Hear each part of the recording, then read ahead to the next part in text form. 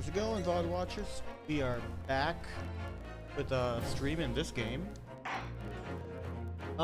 We beat case 3. It kinda ended on a cliffhanger. I ain't gonna lie about that. But why am I options? But however, maybe we'll find out more about case 4, the adventure of the clouded Kokoro.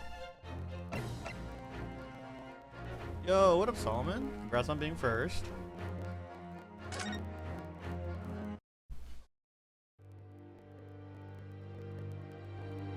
Way to go. The adventure of the clouded Kokoro? Oh, voice acting coming. I begin to think, Wilson, said Sholmes, turning his head languidly in my direction, that there is more to this case than Gotcha, that Solomon. which we Laters. have observed. Take care. Indeed, that there may be another part to this story that we are yet to discover. His eyes wandered, following the steam rising from his cup of herbal tea, leading him to the distant memory of that snowy evening. To the young lady collapsed on the pavement along Briar Road, and to the knife in her back. Lit in the soft glow of gas lamps, a most extraordinary scene had been set. And under the cover of a light fog, the curtain had risen silently on the insoluble mystery of our invisible killer. Oh dang, the intrigue. 19th February, 9:47 a.m. British Supreme Court, Lord Chief Justice's office. Yo, quite a mouthful. You sleep well last night, Mr. Naruhodo? No, not at all. It was an enormous hotel, wasn't it? And the rooms were so luxurious. I felt like we were staying in a palace. And with all the gaslights twinkling, it was brighter than the day. It was brighter than and with all the gaslights twinkling, it was brighter than day, even in the middle of night. But the enormous beds. After my time in the SS Buria, I wasn't going to waste a single inch of that space. I spent the entire night rolling from one side of the mattress to the other. Oh yes, it really was the sort of night you can only dream of normally. Except when I learned we've owed £3 for the room. That dream quickly turned into... It was expensive! Oops! Sorry about that. The building was so impressive and the entrance was so inviting, I just wandered in without thinking.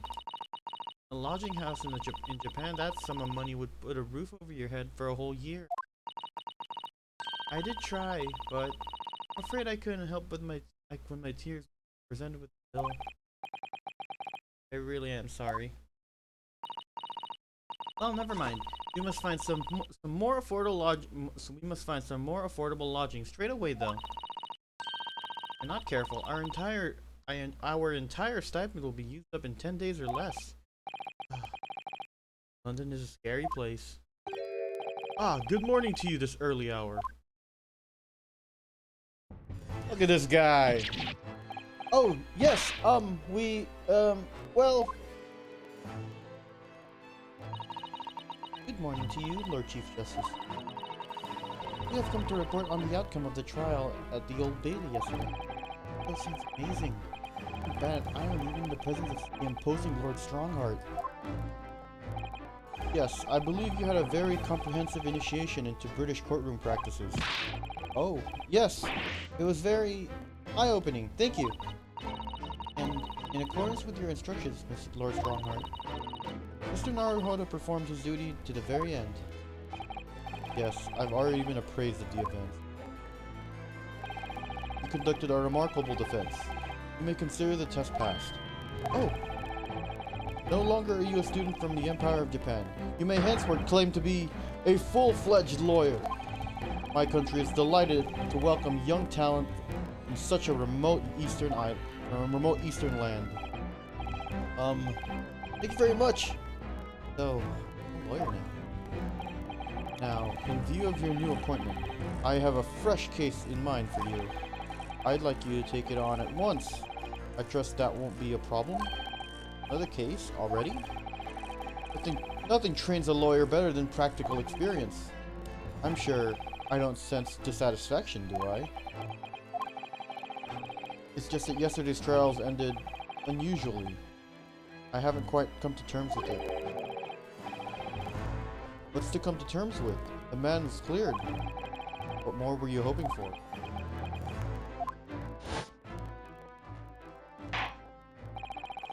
The culpability of the defendant has not, at the present time, been established by this court. Consequently, the jury will not be required to proffer judgment. Well, Lord Van Zykes, it's been a pleasure, so it has. And as for you, my dear fella, I couldn't have asked for a better defense.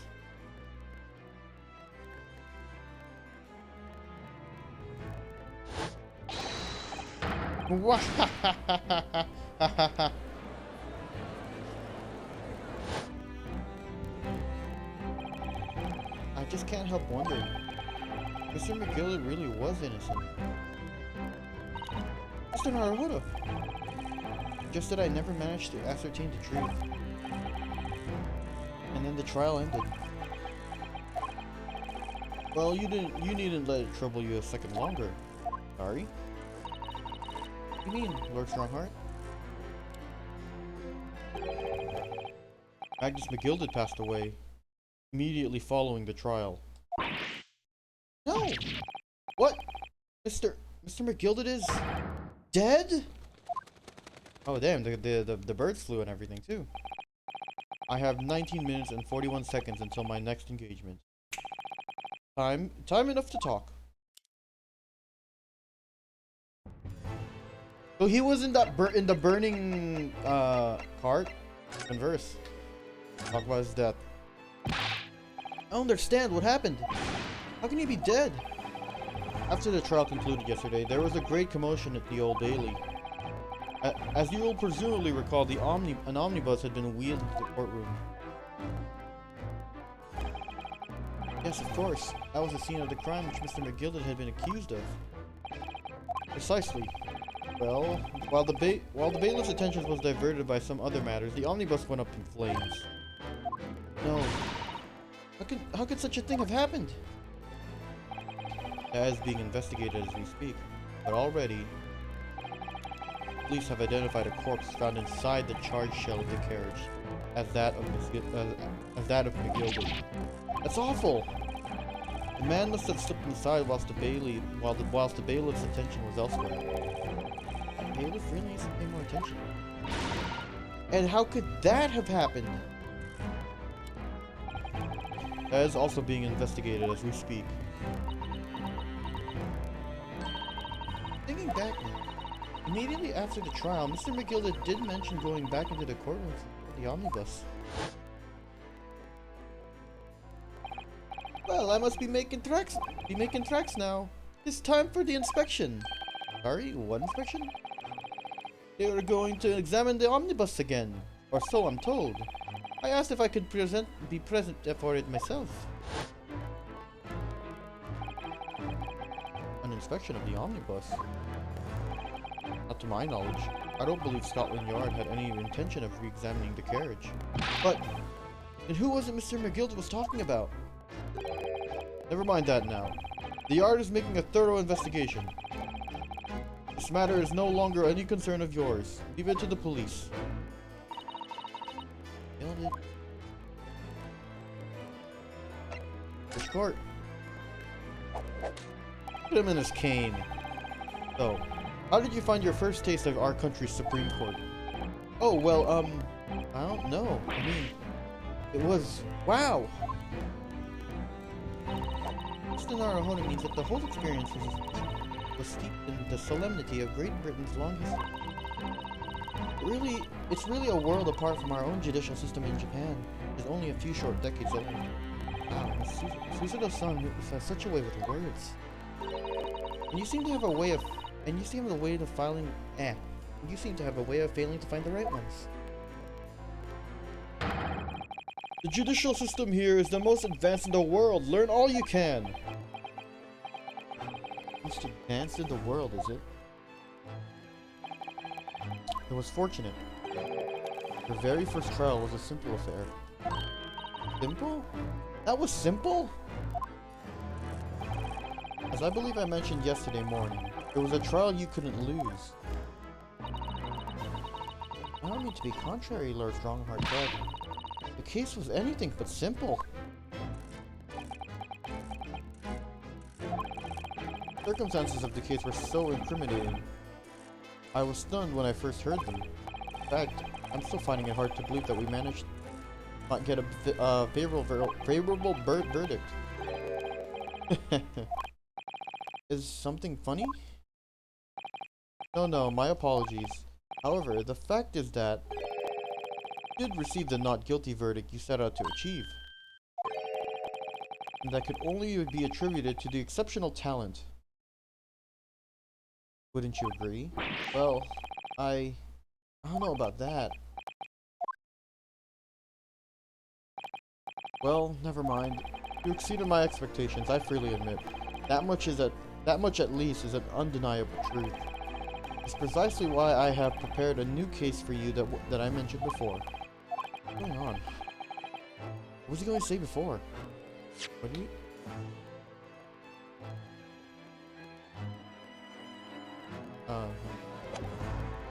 New case. Perhaps give us some more details about the new case you mentioned? Don't tell me. The murder. The trial starts in 10 minutes. Don't worry, it's nothing so alarming or quite as so urgent as your last assignment. In fact, this case is completely different. Oh, I see. Did I mind? That is to say, no one has died, as yet. The trial will not be a day. There's plenty of time to research the case thoroughly. 23 hours, 43 minutes, and 19 seconds to be precise. Ah, the trial's tomorrow then. Is everything alright? Oh, yes! I'm just a little confused, that's all. Yesterday's trial was, well, it's left me wondering if I'm really cut out for being a lawyer. Oh, Mr. Naruhodo. I don't know if I could face standing in the courtroom again after McGildy's trial. Ah yes, I nearly forgot. There's one similarity with yesterday's case. Once again, there's currently no one to advocate for the defense. Oh! If the situation remains unchanged, the trial will start tomorrow with the defendant unrepresented. If that happens, I need not remind you of the inevitable outcome. Most terrible end waits the defendant. Yes, that is right. We go again.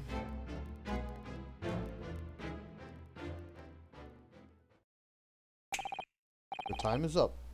You will have to excuse me. I would advise you to begin making preparations for tomorrow's trial. After all, the clock is ever ticking. There is now but 23 hours, 26 minutes, and 39 seconds until the court sits.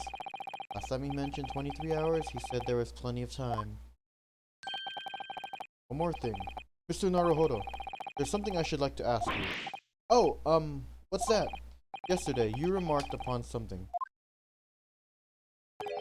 That you intend to see through the will of your late compatriot, Mr. Asugi.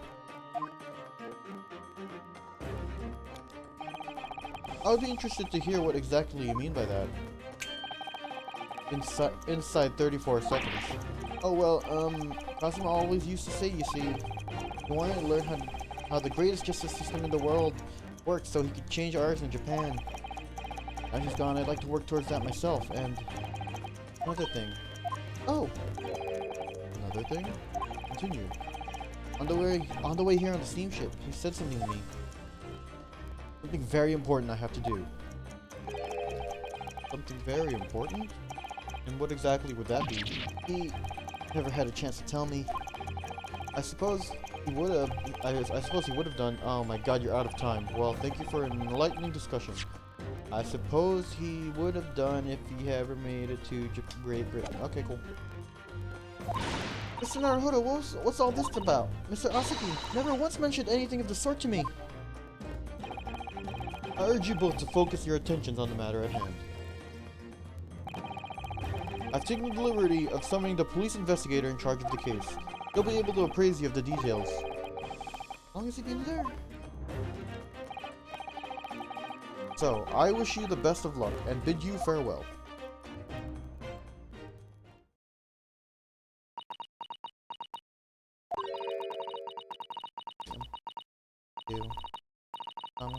What did you mean? Wish I knew, but honestly, he never told me. Anyway, we had better talk to the detective, don't you think? Yes, you're right. I hope I'm just imagining it, but I wouldn't say he looks pleased to see us at all. Wait, what's he holding? Are those French fries? Is he holding French fries? Or potato wedges? Those definitely look like potato wedges. Oh, look at him! He refilled. Do we trouble you? What do you think? Ah! Lovely weather, isn't it? What's the weather got to do with anything? Ah! Listen to me, you young Japanese upstart. Let's start over. Some frippery about the weather doesn't get every English gent eating out of your hand, you know. Son told me it was foolproof. I'm a busy man, a very busy man. There's a crime scene to investigate, but I'm here having to give the likes of you a talking to. Oh, I'm ever so sorry. Can you imagine what the other officers there will be saying, Haven't seen Grayson anywhere, have you? No, he's busy with the bigwigs these days. And all because of some bumpkin who's here on a job from a country I've never even heard of. Hear that ripping sound? That's my reputation at the yard, going to tatters. No need to rip us apart as well. I don't believe we've been introduced. This is Mr. Ryunosuke Naruhodo, a defense lawyer. Okay? It's a pleasure to make your acquaintance. I'm Mr. Naruhodo's judicial assistant, too. Huh? It's lovely weather we're having today, isn't it?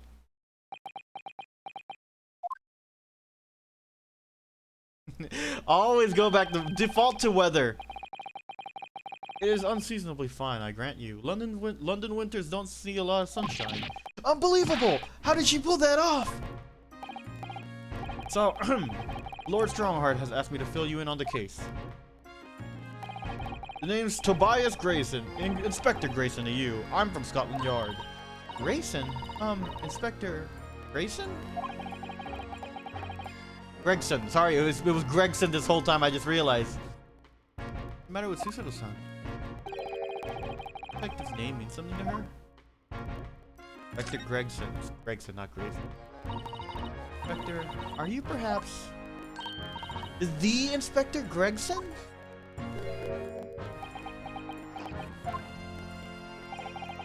Acting like you know you're acting like you know this man, Mr. Susato. He's a London detective. Oh, I do know him very well, in fact. Very well. Yes, he features prominently in the adventures of Sherlock Holmes. Yes! Oh, he's coming back, isn't he? Let's go! Oh, in that publication? What's it called again? Brandist Magazine? That's right! Inspector Gregson and Mr. Sholmes enjoy a wonderful friendly rivalry. Really? Really? You rival the great Mr. Sholmes? That's incredible. Oh, well, I don't know about that. Mr. Sholmes isn't a professional like myself, of course, but he does come up with the goods from time to time. Mr. Sholmes is equally complimentary about you, Inspector, isn't he? You've earned his highest praise. Gregson is the pick of a bad lot. Wait, Gregson is the pick of a bad lot of all Scotland Yarders. Those were his own words. That's his highest praise. Well, Mr. Sholmes isn't particularly known for giving compliments, you see. That he is not. And thanks to that magazine, my name's all known all over London town now. That's great, isn't it? Huh. I'll have to admit that to start with, I was a little, well, flattered by all the attention. Everyone wanted to shake my hand, and my reputation at the yard went through the roof. Well, that's wonderful. No, it's not. There's nothing more sinister than the man on the street. People are always looking at me now. They're whispering rumors at me about me under their breath, I'm sure. Rumors? Ah, are you quite sure? It's changed since he started appearing in those stories. The fame's gone to his head, stuff like that. Gosh, do you really think people are saying such mean-spirited things about you? Like I said, they whisper, so I can't catch exactly what they're saying. But I know what folk are like. I'm sure that's what they're saying. As sure as eggs is eggs. Oh, eggs, huh? Shout out to Moz. Moz loves eggs. I get the feeling this detective could be very hard work. I hate eggs. What? I'll do what? No, Moz.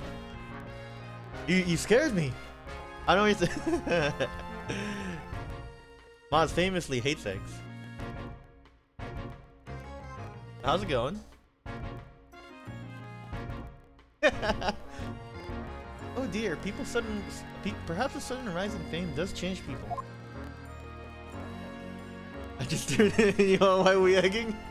The dude mentioned eggs. I think he was like, I know people are people like eggs is eggs or something like that. The case, let's talk about the case. Let's talk to this Inspector Gregson. So, about the case that Lord Chief Justice mentioned before. Nothing to tell, really. As far as we're concerned in the yard, it couldn't be simpler. Oh dear, that probably means, as far as we're concerned as lawyers, it's gonna be more complicated. I wish you were wrong about that, but I have a nasty feeling you're right. A young woman was walking along the pavement on the Briar Road when she was stabbed from behind. Fortunately, it wasn't fatal, but she's still laid up in the hospital unconscious. That's despicable! What sort of coward would attack a poor woman from behind? I suppose you would have finished I suppose you would have finished off whoever it was with a suicidal takedown, wouldn't you? That's neither here nor there, Mr. Naruhodo. Okay, you've angered her now. Anyway, after something of a whirlwind investigation, the criminal was arrested. He barely had time for a cup of tea after the incident took place, to be honest. So there must have been something left at the scene that led you directly to the culprit. Or perhaps a reliable witness who recognized the person in question? Let me stop you right there. You're wasting your time on this one. Sorry? There's nothing you can do. There's no way to help the bloke now. Why ever not? Simple. The prosecutor that's been assigned to the trial since tomorrow is Lord Barak von Zykes. No! Sounds like you've heard of him then. Oh yes, we are very familiar with Lord Van Zykes. Believed to be the harbinger of death himself. Or of the Bailey. Alright, this guy's our rival. Lord Baron Van Zykes. We faced in court early yesterday. McGill told us about him before the trial, didn't he? When Van Zykes stands for the prosecution, they call the accused his sacrificial lambs. Dude, he's got a sword. I have a sword too. In every single trial in which he's been the prosecutor, the accused has been damned. Reaper of the Bailey nickname. I suppose he's earned that because every defendant he advocates against is found guilty, is that it? Well, if that's the case, I should inform you, Inspector, that in yesterday's trial against Lord Van Zykes, Mr. Naruhodo secured a verdict of not guilty. Ah, and what of it? Oh, well, I think it's even against the Reaper of the Bailey, it's not impossible to save a defendant. No, You really don't have a clue, do you? What do you mean? Oh, he put his snack in his pocket. What happened to the bloke in the end, eh? He's dead. Ah, Agnes McGilded came a cropper in that. Agnes McGilded came a cropper in that omnibus when it went to flames. You can't rightly say you saved the defendant, can you? But what are you saying? Look, if Van Zykes get dirt on the stick, if Van Zykes get the dirt to stick on everyone, he'd be a miracle worker. But that's not how it goes. He doesn't work miracles. He works magic. Black magic. I'd have a good long think about that if I were you. Are we supposed to believe that? He's just eating his snacks. I think they're potato wedges. Right, well, I filled you in as requested, and I'm very nearly out of chips. Yeah, those are fries, alright. Your British ways are, I'm catching on to your British ways. Those are French fries made in Greece. So I'll be heading back to the crime scene now. We're still carrying out a few investigations there. It was Briar Road, you said, didn't you? Where the incident took place? That's correct, ma'am. And if you head over to the holding cells, you can meet the criminal himself. Brandon him a criminal already? As good as. Shaken's like a leaf in a cell. Shaken like a leaf in a cell, he is. It'll give you a chuckle if nothing else. He's inmate 53. Speak to the jailer and he'll show you the way. Inmate 53. Thank you. I like doing that guy's voice. The guy, I've assigned a good voice for that guy. There's no helping anyone against the Reaper of the Bailey, they say. Something troubling you, Mr. Naruhodo? Tell you the truth, I recall a trial yesterday. I can't stop myself from shaking. You know, facing the Reaper in court again is... It's too much for me. No shame in turning the case down.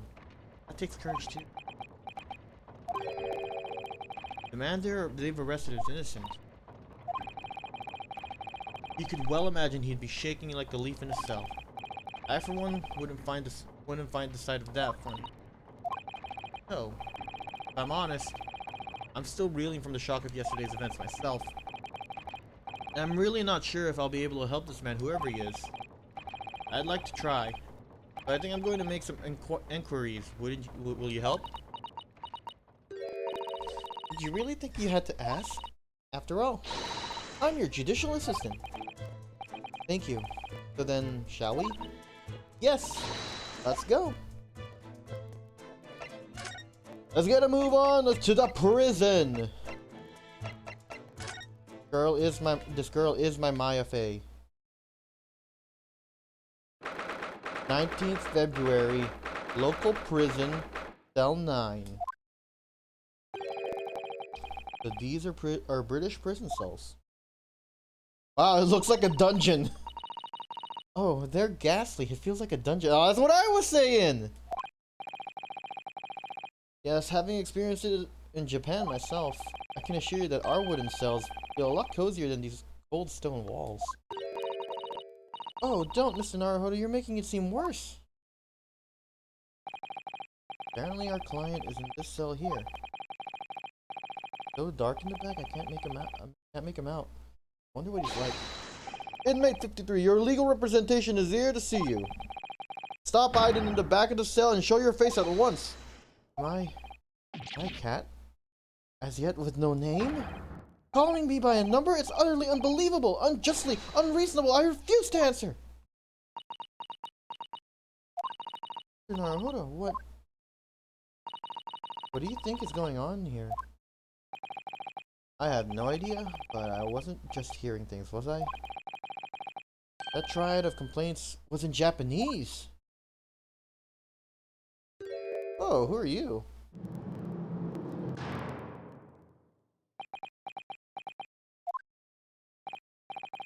Excuse me, but who? Shh, quiet. They're all around, hiding. I know they are. They're watching, listening. Even now, I can sense it. Right. So, could I ask you who exactly? There you are! You've come to curse me, haven't you? Don't try to hide it, you're a ghost! Ghost?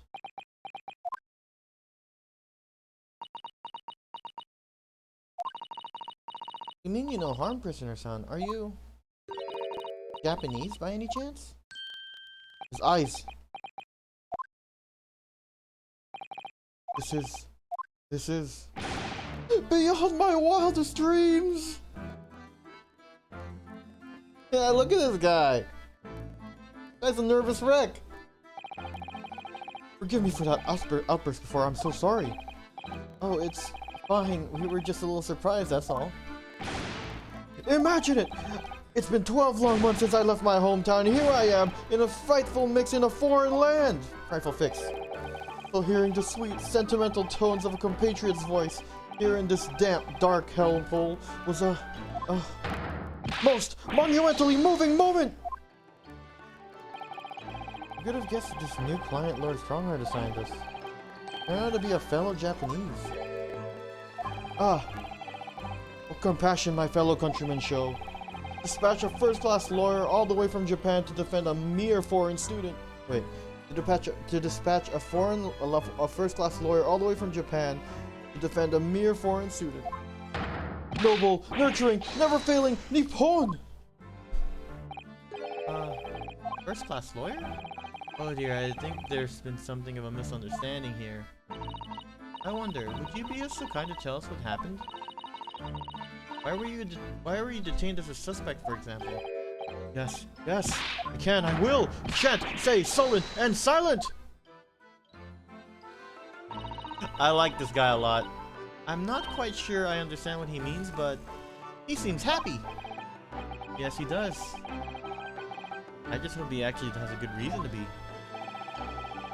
Thank you for your cooperation. As a lawyer, I'm a lawyer, as you said. My name is Ryunosuke Naruhodo. I am Naruhodo-san's judicial assistant, Susedo Mikotoba. I am a visiting student led here by our government. Notably, notorious named Natsume! Soseki Natsume. Let's talk about you, dude. Natsume-san? An unusual name. Call me Soseki, please. I'm a poet, you see, a writer of haiku. Something of a nom de plume. Nom de plume? Mean an alias. That's right, Naruhodo-san. No! Do not be so prosaic! It's much more refined than that. And haiku? That really reminds me of home. Did I hear you say that you were a visiting student? Been over here by the government? Yes, that's right. A year ago, I was told to go and study English. First, I had to suffer that misery, and now this! It's beyond the pale! Suffer that misery? Did not want to study here? No, I mean, I've had an interest in Great Britain for years, of course. Oh, but just because the government tells you to do something doesn't mean you can do it. No! What do you mean? If they told me to study English literature, that I could have understood. That's my field. But no, they told me to study the English language. Utterly, unbelievably, unjustly unreasonable. I see. Only the other day, I was told to report about my first year here. I tendered a blank piece of paper. Wise words of whitewashi! This is great. You must be a man of great standing. Oh yes. So I'm often told. Often like to be told, it seems.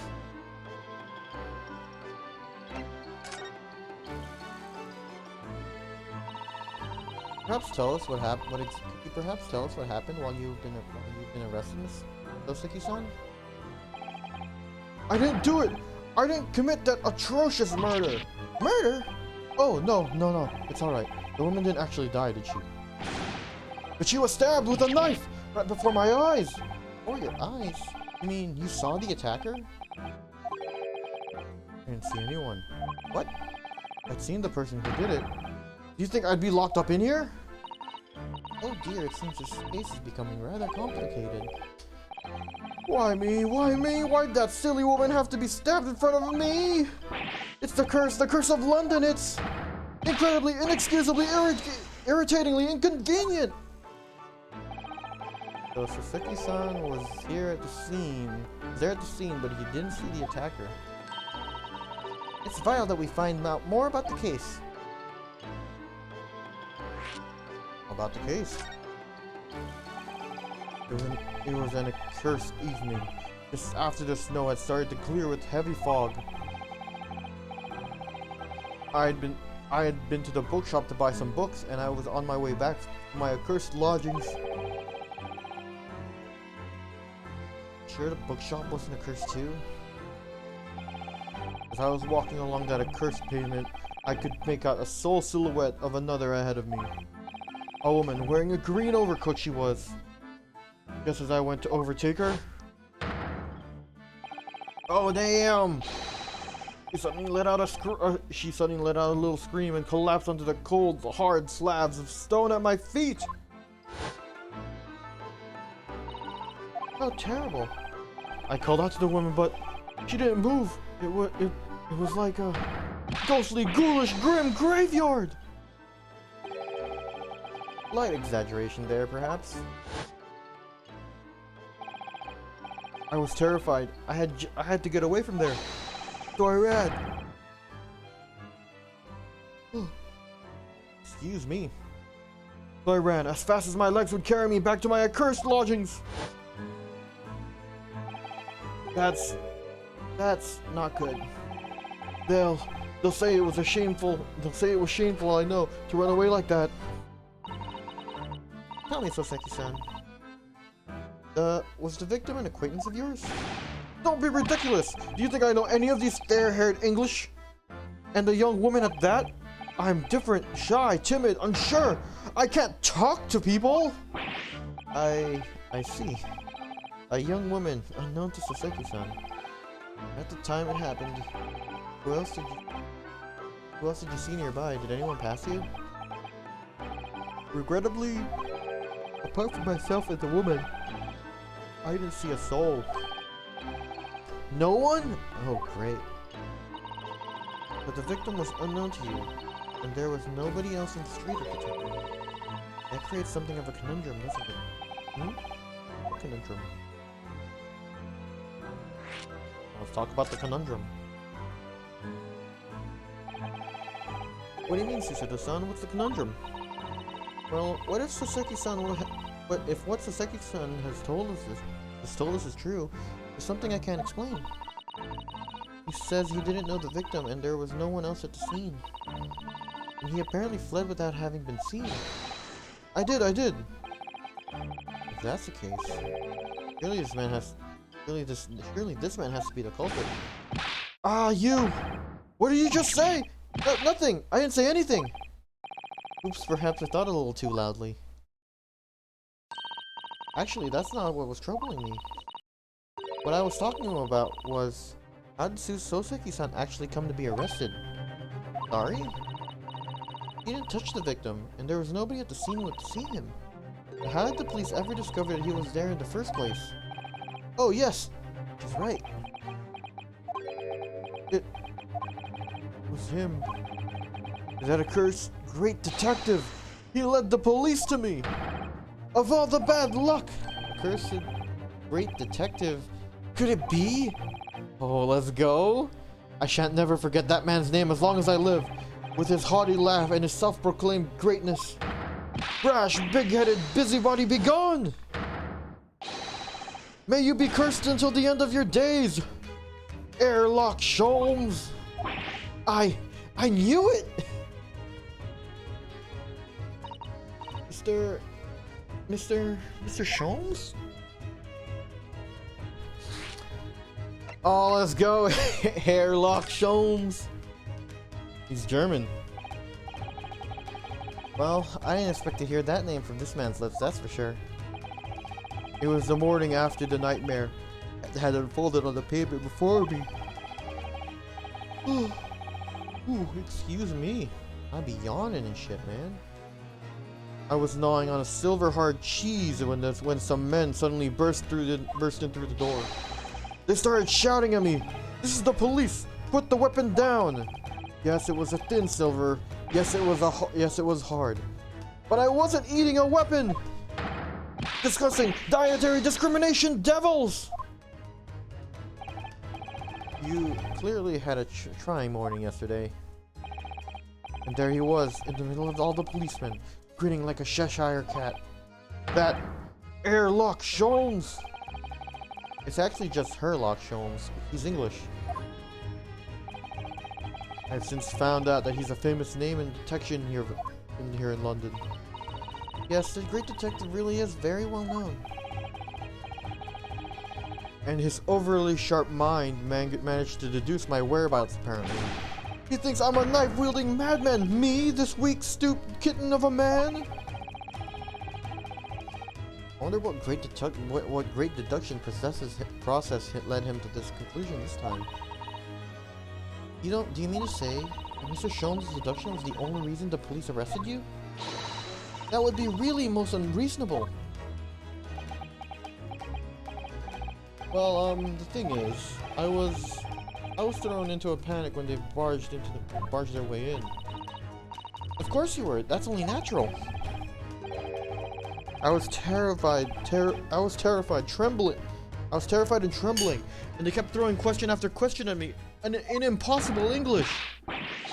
Fiendish foreign film flamery or flammery? I actually don't know the word there. Well, we are in England. Can't really blame them for questioning you in English. Good point.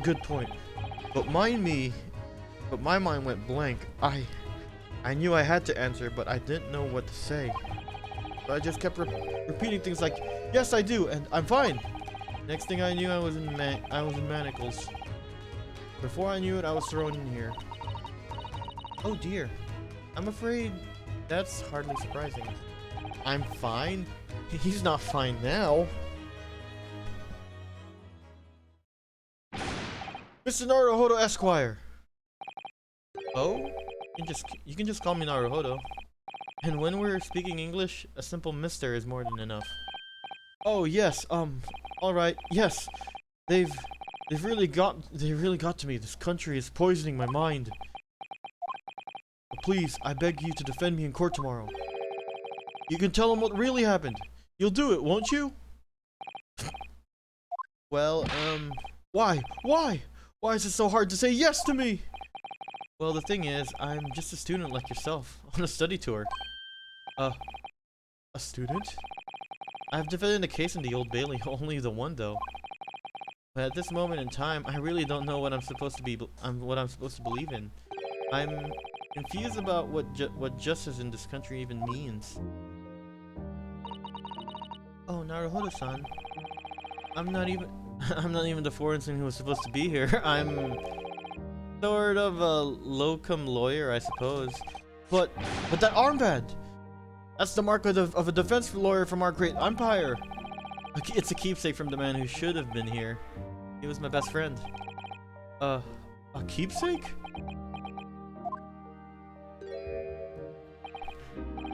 I know exactly what they're saying about me. Oh? What do you mean? The lawyers, all the British defense lawyers, they won't defend me. Goodness, why? Why do you say that? For the same reason as you noted before, when it happened. There was only the victim and myself around, and I ran away from the scene of the crime. I'm not a fool. I know it looks as though I must be the culprit. It must be very hard for you, Soseki-san. And anyway, I'm a student from overseas. I'm just a foreign nobody to them. Someone not to be trusted. I heard them openly laughing about me before, in my earshot without any compunction at all. Any trial for this man would be a waste of time, they said. And of course the foreigner did it. They even had the gall to say that man doesn't understand half of what's being said anyway. That's awful. They're wrong. I've studied more English than half of the policemen out there on the streets. I've traveled halfway around the world to learn about these people's country and its great history. But no one here wants to listen to a man with a strange accent. They all hate me. So, at the very least, I'd like to entrust my fate to someone who can listen to me in my native tongue. You could do it, couldn't you? When I look into your eyes, I can see it. I can see what you've been through. Oh, Seki-san. It's just that... Give me a little time, please. I'll do what I can for the time being. What do you mean? We shall investigate this case as thoroughly as possible. If we can find some clues, it will give us a much better chance, I'm sure. Oh yes, thank you. I'll be here all alone waiting for you. Welcome, student Mr. Naruhodo Esquire. We should be going then, Mr. Naruhodo. Naruhodo-san. We have a case to prepare for. We're done conversing with them yet? Yeah. Let's get to the scene of the crime, Briar Road. 19th February, Briar Road. Let's get it.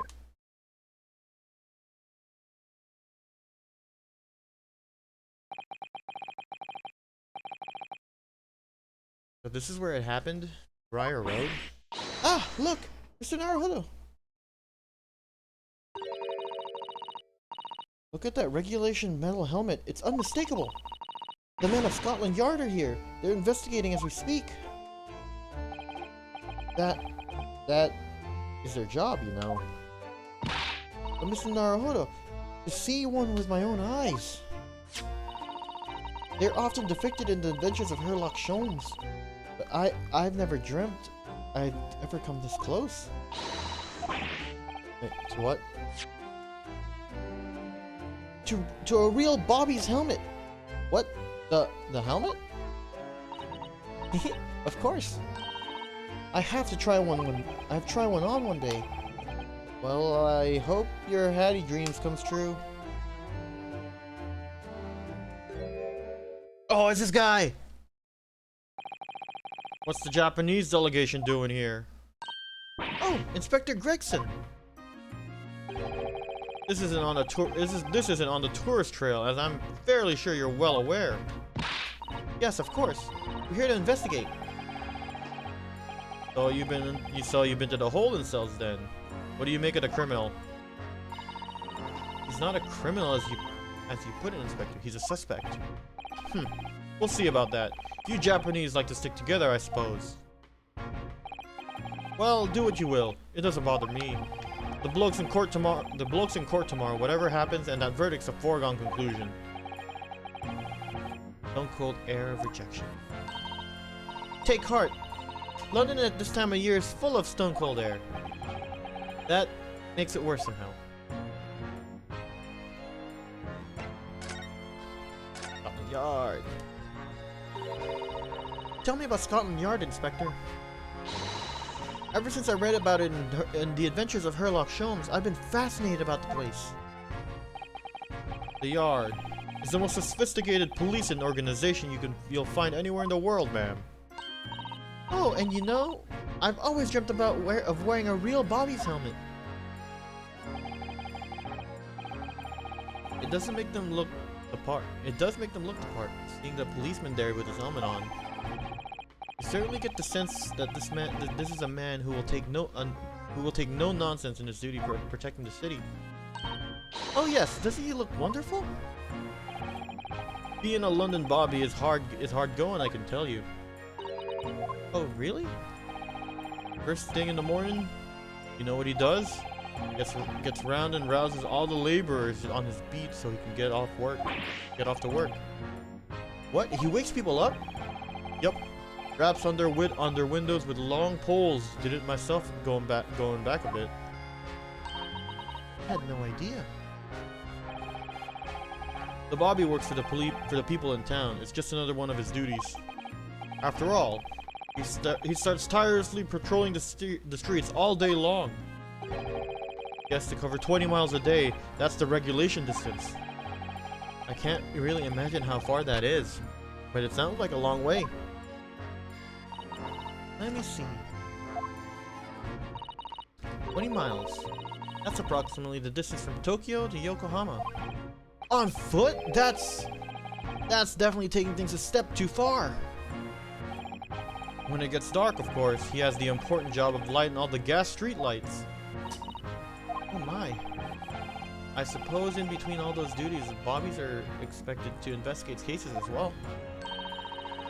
Chase after criminals trying to evade the law. I'm not sure you could call it in between exactly. More alongside, but yes. They're expected to handle those jobs as well. We do have men keeling over from time to time, I admit. I'd always dreamt of wearing one of those helmets, as I said. It's with a heavy heart that I shan't have to relinquish that dream to you, Mr. Naruhodo. That I shall have to relinquish. Your heavy heart will be my heavy head if you do.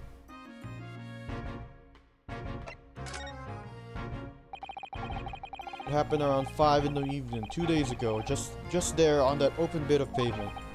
The victim, a young woman, was stabbed with a blade from behind. Is it right that the lady's still unconscious? Is it right that the lady's still unconscious now? You mentioned that she's being treated at the hospital. I never said she was a lady. Truth is, unless she comes around pretty smartish, you won't be able to find out much about her at all. I suppose that means they haven't been able to make a statement from her, of course. Here's a map of the local area I happen to have on me. You can take it if you want. Really? Are you sure?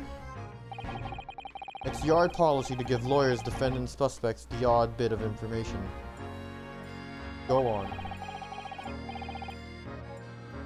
I haven't actually accepted the job yet, but still. Thank you, Inspector. We greatly accept. Alright, we got a map. Anyway, as far as we know, there's no one else at the scene other than the victim and your fellow countrymen. So, who did it? Do you think? Not much of a head scratcher, is it? Well, I know Mr. Natsume is also claiming not to have been seeing anyone else around, but just because he didn't see anyone, it doesn't mean we can be sure that no one else was present. I'm sorry. I'm sorry to have to tell you, but we most certainly can be sure. How? Because, man, the precise moment of the stabbing didn't go unnoticed. What? We have two very reliable witnesses, no less. Ah! It was a typical foggy London day, and your client obviously didn't see them. There were witnesses now? Who are these witnesses, Inspector? A fellow and his wife. And the man's one of the most reliable and respected citizens in all of London. He's a copper from Scotland Yard. Ah! A policeman? That might change things. And this policeman just happened to be there at the exact moment the woman was attacked? Nothing peculiar about that, man. Part and parcel of being a bobby. Catching them banging the act, and all that. Do you think it might be possible for us to ask that policeman a few questions? Be my guest. You can ask him what you like. In court tomorrow. Oh, I've no doubt he'll be summoned as a witness. So that'll give you something to look forward to. That's that then. Got no intention of letting us meet the man beforehand, it seems. A policeman witnessed the incident. As your judicial assistant, I must warn you that this could make our job very difficult indeed. Yes, as a non-judicial assistant, I could have warned me about that too. Oh yes, one more thing, Inspector. What? The person who led you to the suspect. I hear that it was Mr. Herlock Sholmes. What are you bringing him up for? Was it something I said?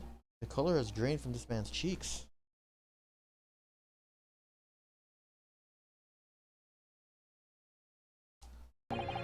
Who would you hear that name from?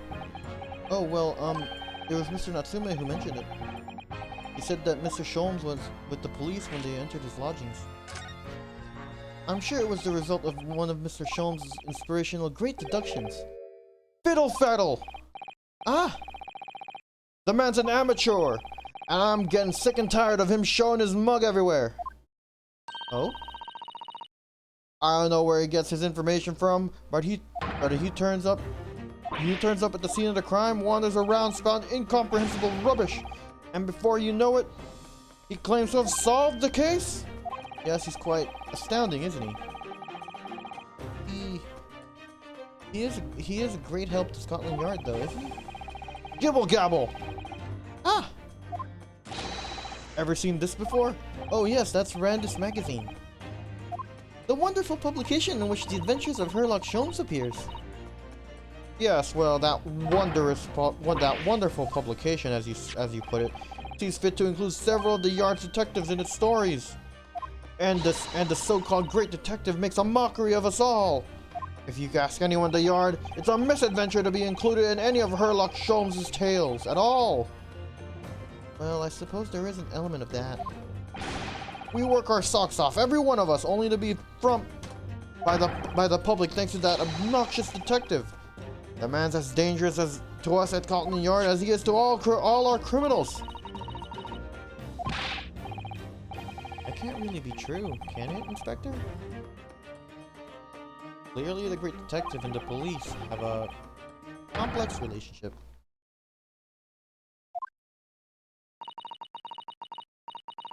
That twitchy Japanese bloke goes on trial tomorrow. Are you going to defend him or not? Well, makes no difference to me, but I will just say this. No London lawyer worth his salt would touch that case with a barge pole. Because the prosecution is being handled by the Reaper of the Bailey, you mean? There's no way to save the man now. It's a waste of time trying. It is all a bit strange, though. Sorry? The Reaper. He hasn't appeared in court once for all. The Reaper. He hasn't appeared in court once for a good few years now. Yes, we did hear something about that to that effect. And the only people he usually bothers with are the real scum. The master criminals, the violent ones. The master criminals? The violent ones? Violent ones? That's right, he handpicks his victims. Only deals with those guaranteed to go to the gallows for their sins. But Mr. Natsume wouldn't hang for what he's accused of, surely. That's just my point, Sunshine. Yes, the young woman was stabbed, but it didn't kill her. Couldn't even say the intent was there. But this isn't the sort of case I'd be expecting the Reaper want to sink his teeth into, for want of a better praise. Well, it's not exactly a minor infraction, is it? No, there's gotta be more to it. Some reason he's taken an interest. Really? What sort of reason, Inspector? It's because we're gonna defend him. He wants to meet us in court again. I know it. You think I can tell what's going on inside the head of that old Lord of Darkness? You'll have to ask him yourself at tomorrow's trial.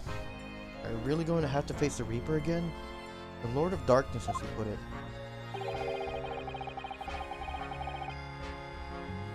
Well, I don't think we're going to get any more useful information out of the detective. Mr. Naruhodo, can I make a suggestion? Oh, yes, what is it? Well, it seems to me that we must speak with him about this. By him, do you mean Mr. Sholmes?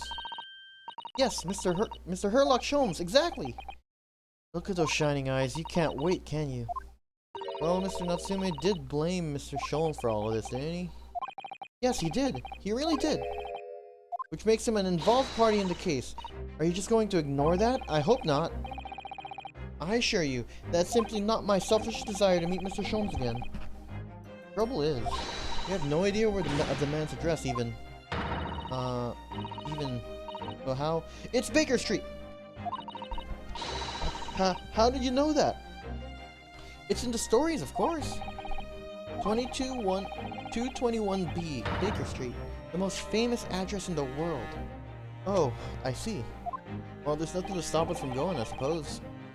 We better try to find a way there before Susato-san gets any more excited and unpredictable. Hurrah! I'll summon a carriage. We're to have a reunion we're to have a reunion already with the great detective, Mr. Sherlock Holmes. We know the conversation. All right, but before let's look at the map. Let's anything cool here? Nothing. All right. New location? Yeah, the fucking Shoal Suite. Gotta have that alliteration. Oh, cutscene. Oh, look at us with a carriage.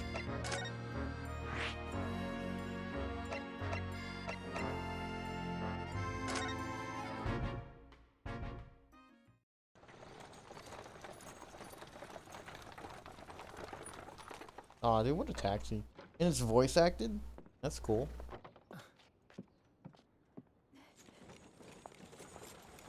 Thank you very much. It's just up there overlooking the street. Good day. Thanks again.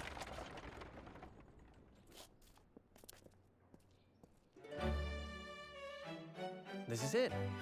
The residence of Mr. Sherlock Holmes. 19th February, 12:53 p.m. The Shoal Suite. This place is a mess. But this is where the great detective makes his living. Feels surreal to be here somehow. Wait, did we just barge into his house without like knocking or anything? Is it as described in the stories, Miss Susato? Susato-san? Many famous cases have been solved here in this very room. Oh, I suppose that must have been yes. I never read the stories, so it's hard to get quite as excited about it as she seems to be. The detective chases the villain relentlessly as he disappears into the fog and down into an unlit northern street. Oh, the thrill of it, the romanticism. Can't you feel your heart thumping in your chest? Can you, Mr. Naruhodo? Oh, I suppose I can, yes. If you don't mind, I'll just stand here and soak up the atmosphere for a while longer. Please, don't mind me. He's obsessed. Well, looks like our detective friend isn't home at present. Yeah, we just went. Did we just go into somebody's house and like, we just walked into their living room? Excuse me, is anyone home? Oh, do we have a visitor? Oh, it's you! Hello, is it a big new case for Mr. Sholmes? Hello? Wait, aren't you? Oh, how rude of me. I'll go make some tea at once. I'm sure it's the same girl. Miss Susato, did you see that girl who was just here? Oh yes. Isn't it truly extraordinary? Think that the king of Bohemia came to this very room to ask Mr. Sholmes to take on his case. The king of Bowaria? King Willem oh my god. King Wilhelm Gottsreich Sigmund von Ormstein, of course. Oh my god, what a name! Sorry, I'm drawing a blank. Forget the adventures of Sherlock Holmes for a moment and look over here and look over there. The tea's brewed, and I have a freshly baked cake as well. Ah, it's you! I knew it. Susato-san recognizes her too. Ah, there you are. And taking that with you as well? I was looking forward to the trial of my experimental smoke grenade launcher. Oh, good day to you. I'm, well, the inventor, I suppose, of that machine. The girl will turn up at the end of Mr. McGilda's trial in the defendant's antechamber. I never met a lawyer from the Far East before. Or are you having to get straight to work when you've only just arrived in London? Oh, yes, it was challenging. Well, try this tea. It's my special blend, you know. It's my special blend, you know. Oh, thank you. Is the tea supposed to look that color? Oh my, what a fragrant yet mellow flavor. Hooray, it's a winner! I tried blending different leaves designed to alleviate fatigue, you see. You must be exhausted after your long voyage here. And you have another ticklish trial tomorrow. Oh, and you're to defend a Japanese man? I do wish you lots and lots of luck. Mr. Sholmes tell you about this by any chance? Oh, you know Hurley? Oh, you know Hurley, do you? Hurley? Mr. Sholmes? You, surely. Mr. Sholmes is a fellow passenger on the boat that brought us to Great Britain, you see. Was he really? Well, I had no idea. I'm afraid Hurley's out on an errand again today, even though he's just returned from overseas. Wait a minute. We met this girl for the first time yesterday after the trial, and only briefly at that. How on earth does she know so much about us? Did she deduce all those? Do you think? And perhaps more at the point. Why is she here in Mr. Sholmes' suite? Oh, silly me! I haven't introduced myself, have I?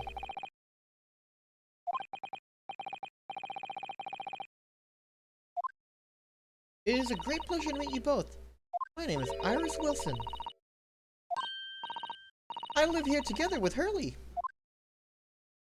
Ah, Iris is it? What a lovely name. Huh? Oh, wait. What? What's the matter? No, wait. This can't be.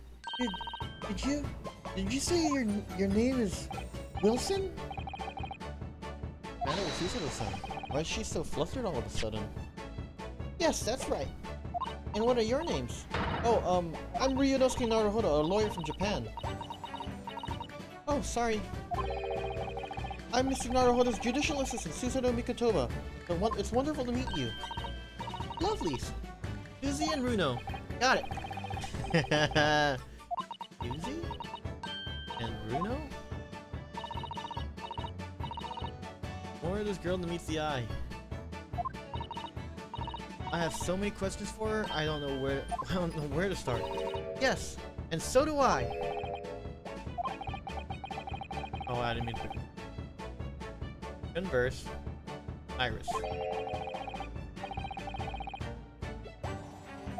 It was you we ran into yesterday, wasn't it? At the old Bailey? Yes, that's right. You were ever so helpful. Thank you so much. Oh no, not at all. I'm sure we couldn't have been more welcoming. Though at the time, we did have a rather large gun pointed at us. Oh, she got it back! Like this? Alright.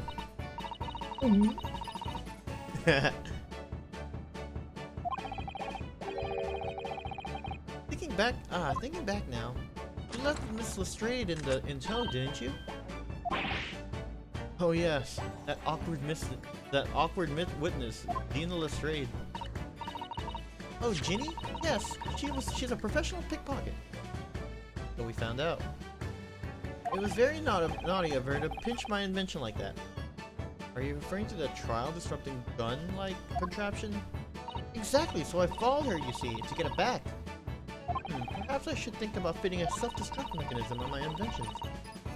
This girl's dangerous. Anyway, I brought Ginny back here after that, so she could apologize to my trusty technician. Sorry, your technician? Hurley, of course, silly. Yes, Herlock Sholmes. Live here together. I had no idea the great detective had such an interesting young daughter. Daughter? Not likely. What? I wouldn't call him Hurley if he was my father, would I? Well then, what is your relation to Mr. Sholmes? Well, I suspect you found out that I expect you found that but I can't read. Well, I expect you found out that lodgings of any kind in London are very expensive. So the solution is to share the cost with a partner, a roommate. Your roommates? I hope you don't mind me asking, Iris, but how old are you? 10 at last this year. Well, what of your mother and father? Oh no, they're not around. Oh, I see. I don't know what the story is there. Oh yes, there's something I must ask you. Of course, go ahead, Susie. I'm a very great fan of the adventures of Sherlock Holmes and... Oh, you have a copy of Randis magazine? Yes, I read every issue. It's delivered all the way to Japan on a ship. Oh, this is so exciting. My stories are being read on the other side of the world. My stories? That's right. Hurley's always solving such amazing cases, you see. And he tells me all about them. They really are quite fascinating. It would be such a shame if I were the only one who ever heard of them, don't you think? Goodness! Last night, he was telling all about a new case he just solved on a steamship traveling from a faraway land. So I was just in the middle of typing up the manuscript for the next issue before you came. So you are the author. Yes, I'll let you in on a secret if you like. I'm gonna call this latest adventure Speckled Band. Speckled Band? That's certainly very familiar. Of course, I always change one or two details in the stories, here and there. This time I had the idea of making a venomous snake be the cause of the trouble. Oh yeah, that dude hated the snake! Oh, that was Mr. Sholmes' first thought as well, actually. Yes, and of course I know that a snake might not be a credible fit for the facts in the case exactly, but... It's a story! Some poetic license is justified to make it more thrilling, I think. Don't you? So, do you mean to say? Are the stories about Mr. Sholmes that are published in Randis magazine? All written by me? Yes, on my wondrous and very modern typewriter. But all the stories I've ever read are written by a doctor of medicine, Dr. John H. Wilson?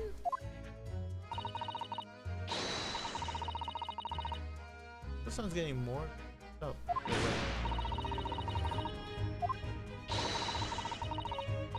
Ah, yes, that's me.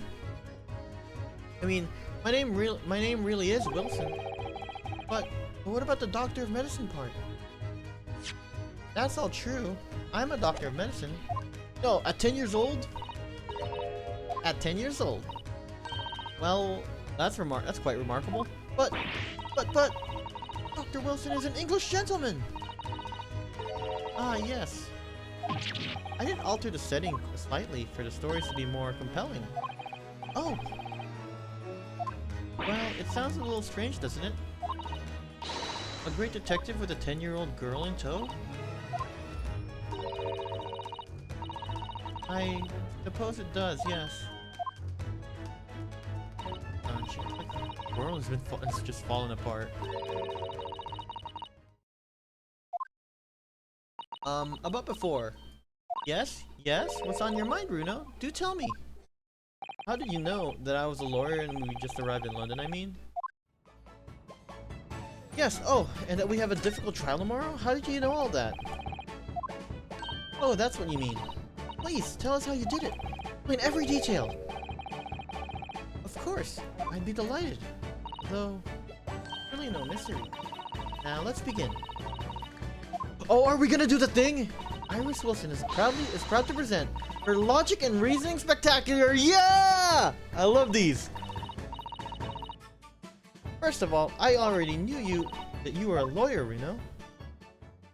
After all, I met you yesterday on the Old Bailey in the defendant's antechamber.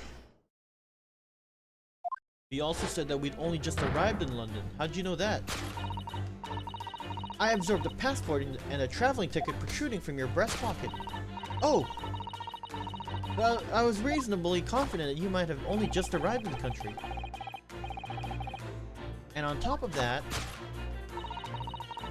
you accepted a case against that particular prosecutor. telling me you were unaware of London's court affairs. The Reaper of the Bailey. I walked right into that one, didn't I? And then I noticed a red ink stamp on the back of Susie's hand. You were given that when you visited a local prison just to meet with a suspect, weren't you, earlier today? Ah! They use those stamps to keep a close eye on comings and goings, you see. I didn't realize. And a red stamp is only used for people visiting foreign inmates. So, that told me that even though you had only yesterday concluded the trial of Magnus McGilded, the two of you have already had a cause to visit a foreign inmate at a local prison. However, neither of you was wearing a particularly sad expression on your face. So I concluded that the prisoner was unlikely to be a friend or a relative. That led me to believe that you must have accepted a new case. I see. How could you have known that the trial is tomorrow? Well, having barely been home for a few hours yesterday, Hurley solved yet another case. It obviously amused him. He told me he'd caught a Japanese man who was bawling and trembling. Japanese man? Well, clearly that must have been Mr. Natsume. Now, Runa has that fancy Japanese sword. And I think your outfit is called a kimono, isn't it, Suki? Well, anyway, it's clear to me that you both came from Japan yourselves. I put two and two together and decided you must be defending the Japanese man Hurley caught. And there was only one conclusion those facts could lead me to. You both came here to ask Hurley about the case. She's good. He's good. There's a note on the mantelpiece that says the man's trial will be tomorrow. Hurley is always stabbing his notes with a knife, you know. It's silly. It's silly. And that's all there was to it, really. Thank you for listening. I'm Iris Wilson, and that was one of my great deductions.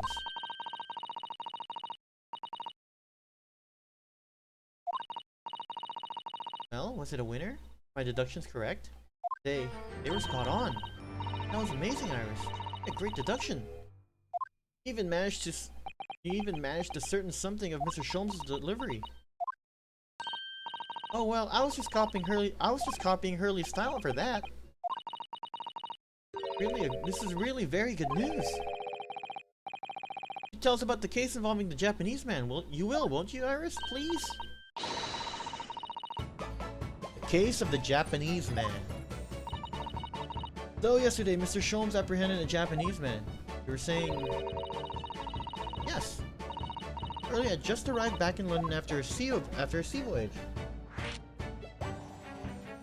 But the police were waiting for him at the railway station to take him directly to the crime scene. Ah, the great detective's a popular man, it seems. Apparently a woman was stabbed on a quiet street somewhere in town. There are witnesses who had seen a short, shifty-looking, stooped man running away from the scene. A short, shifty-looking, stooped man. Mr. Natsume beyond any doubt. Doseki-san did say that he didn't see anybody else at all. But it seems there were witnesses after all. Hurley used his great detective powers to determine the man's address.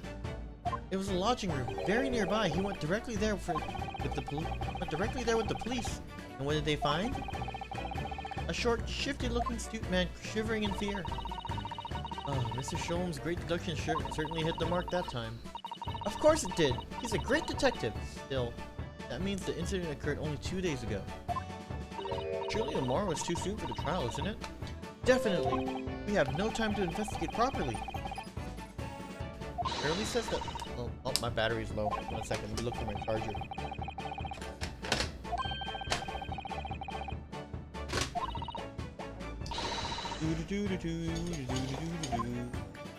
Charging the old controller. Oh shit, I pushed. Oh no, I pushed the button. I'll look back in. Oh, turn on autoplay, that's what happened. Let's see what Hurley says that London is rife with crime. Oh. Scotland Yard is doing its best, but they can't stay on top of it, apparently. Here, I hadn't realized the situation was so dire. That's why they can't afford to spend too much time investigating cases and are trying the criminals in court. Staff and money are both short. Crimes are usually pinned on the first suspicious person. That's terrible! I suppose the harsh reality of the workings of the world's greatest justice system. I suppose it is. In that case, I don't hold that much hope for Soseki-san.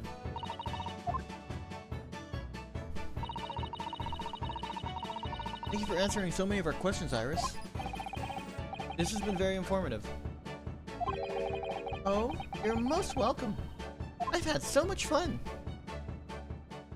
You happen to know where Mr. Sholmes is at the moment?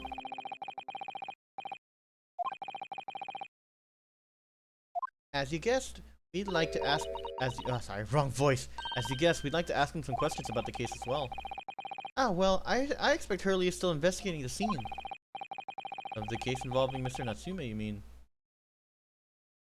Yes, Mr. Nuts... Oh, May? Hurley said he was going to the man's lodgings. If you leave now, you'll probably catch him there. Iris, do you know where those lodgings are? Well, I imagine the police are still investigating the scene of the crime themselves, aren't they? You happen to come across a detective by the name of Gregson when you were there? Yes, we know Inspector Gregson. Ah, goody, in that case... Give Gregsy this for me, wouldn't you? Would you? If you do that, I'm sure he'll tell you what you want to know. What's this? A 5-shilling piece and a postcard, it seems. Ah, postcard? Iris's postcard? Yo. It reads, tell the gentleman in black whatever he wants to know. I trust that won't be a problem. Gosh. This will make the inspector help us, will it? Well, thank you, Iris. We'll give it a try. She got some blackmail on the detective or something? Oh, because she writes the stories. Good luck then. I'm hoping to return to writing my manuscript, The Speckled Band. And I'll be making more specialty blends of tea, so come back again soon. We'd be delighted. Thank you so much, Iris. Well, Mr. Naruhodo, it's time to get back to the scene of the crime. So, somewhat dubious that they would expect any influence over men of Scotland Yarded out. We headed back to the scene with Iris's curious note and one of the world's heaviest silver coins in hand.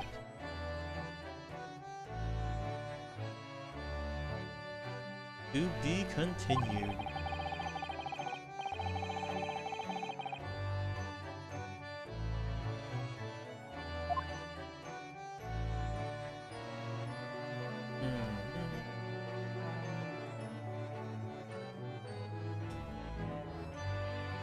Oh, we're gonna keep going.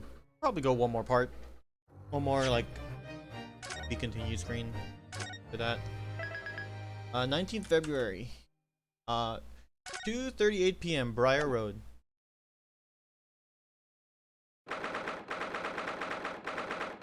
Looks as though the police are still here carrying on with their investigation. Perfect, so let's find Inspector Gregson as quickly as possible. Yes, and let's see if he may take a break from his chips to look at that silver tip Iris gave us for him. Oh, look at this guy! This guy in his fucking and look at in his fries. I am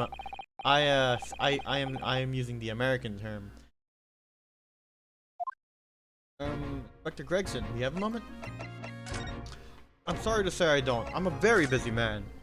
Much too busy to talk to a pair of foreign gadabouts, that's for sure. We have these for you. A present from Miss Iris Wilson. What? From me? From her ladyship? Her ladyship? Give that here at once! Come on, hand it over! That's for me! Ah! Wait for me to give it to you, will you? What was that coin exactly? It's a silver crown, obviously. It's a lot more than that. It's, well, an appearance fee. That's what it is. Appearance fee? Oh, I see. You mean... That's right, for the adventures of Herlock Sholmes. Her ladyship always offers me a financial reward for featuring me every time. Yes, of course. I know all about your exploits, Mr. Inspector. I read them avidly. Avidly. Of course, her using my name without without my say-so does make me the butt of a lot of unpleasant jokes, but still. I'm sorry, Inspector. That must be difficult. Never mind that. So, what do you want to know then, eh? Sorry. Tell the gentleman in black whatever he wants to know. I trust that won't be a problem, it says. Well, obviously it's not a problem, so go on, fire away. What do you want? What do you want to know? Well, if you wouldn't mind, Inspector, we'd very much like to know the address of Mr. Natsume's lodgings. Ah, the little knife-wielding, mustached Japanese fellow. He lives in a right old hovel. It's just over there, look. That's a pretty nice place. On the first floor of that house, on the corner on the first floor of the house, on the corner where that wreck of a bicycle popped on. That's nearby indeed. I remember rightly. The landlord is a Mr. John Garadeb. Right, well, if you see her again, you make sure to give her ladyship my regards, you hear? I mean it, you tell her that Gregson sends his best wishes. Don't worry, Inspector, we will. Goodbye for now, then. And long live her ladyship. Well, at least he told us what we wanted to know before he left. Yes, so then shall we go and see what we can find in Mr. Natsume's lodgings? Definitely. Let's get a move on.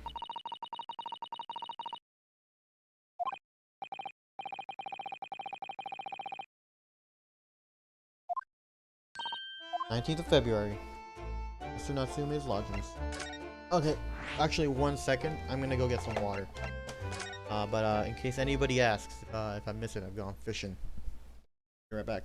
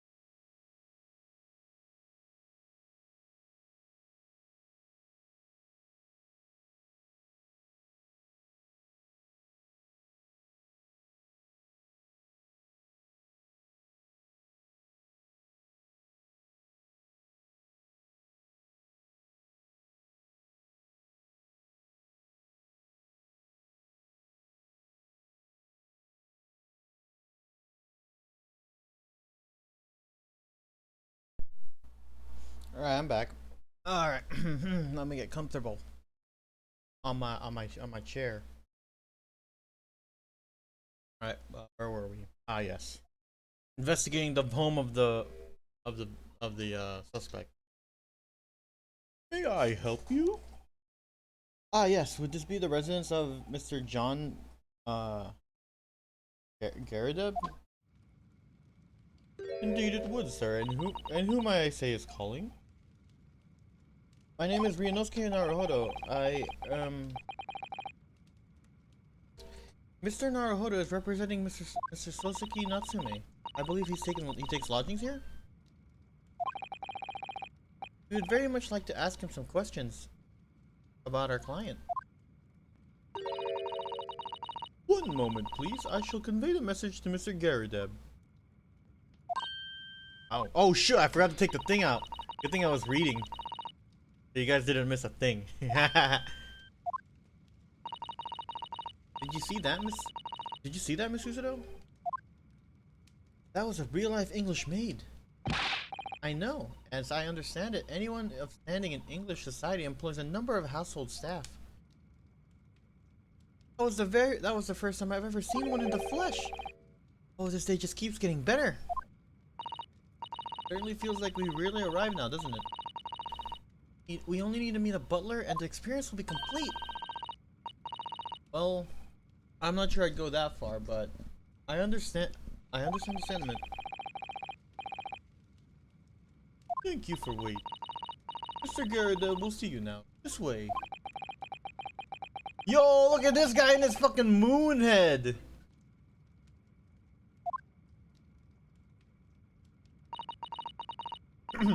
Good day to you. John Garrett at your service. Nice to meet you, sir. Ryunosuke Nakamura, he's a defense lawyer. You'll excuse me for not getting up. Took a shot to the knee a few years back in the Battle of Meiwan, don't you know? Earned a medal for my pains, but had to withdraw from service. Handed over the reins to the up-and-comings. He's a retired soldier. A hell of a job getting up and down the stairs now, I can tell you. Don't get much out of it. Don't get out much, as you can imagine. It's quite the climb up here onto the second floor, isn't it? I was panting at the top of the stairs. You really must take more exercise, mister.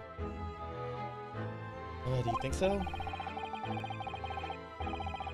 Well, Mr. Garrett, know that you were very courageous to earn yourself a medal. Oh, it was nothing. The medal's just a folderol, really. Wouldn't like to offend the general, though. I begrudgingly displayed it on the wall. Why don't you fetch it down, Joan? Let these good people see it properly. Joan, fetch the. Ah! Dash it, woman! Be careful! Oh, dearie me! I do beg your pardon, sir. You jolly nearly took the skin out of my hands. I should be more careful. So anyway, there you have it. Living a quiet life. Yes, I see. Now then.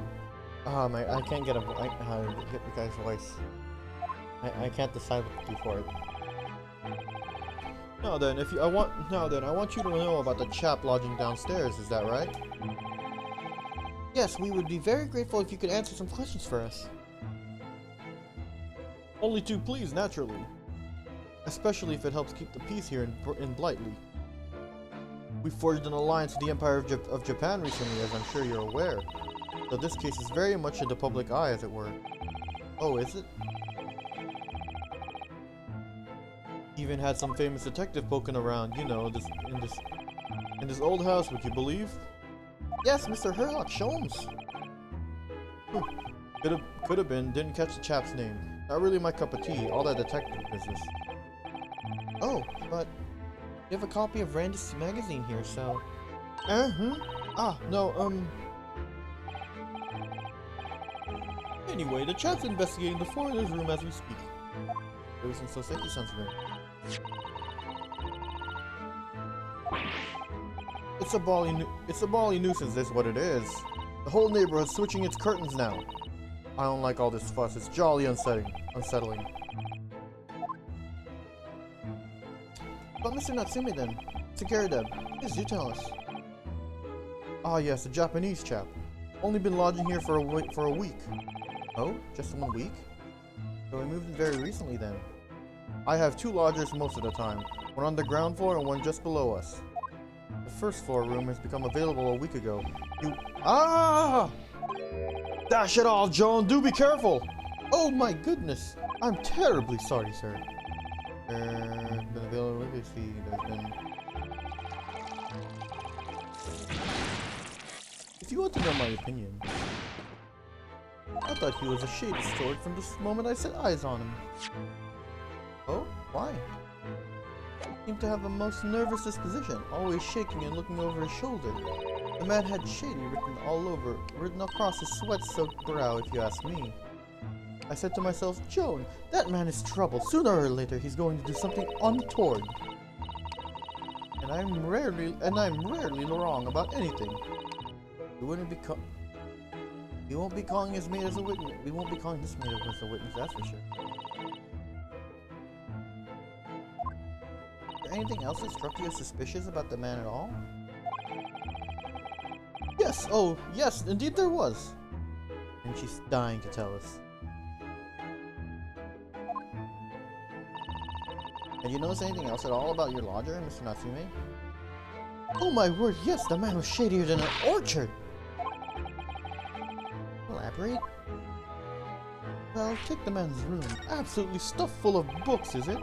And not more than anyone could ever read. He never so much as passes a time of day with another living soul. I haven't seen a single visitor call. He just trots off to that old bookshop every single day and comes back at 5 to light to he just trots off into that old bookshop every single day and comes back at 5 to light the gas fire. And the funny little man is long past it. And the funny little man is up long past the time everyone else in the house has gone to bed too. Oh, I see. The gentleman on the ground floor goes to bed at around 9 each night. But I haven't known that Japanese fellow to retire any earlier than 2 in the morning.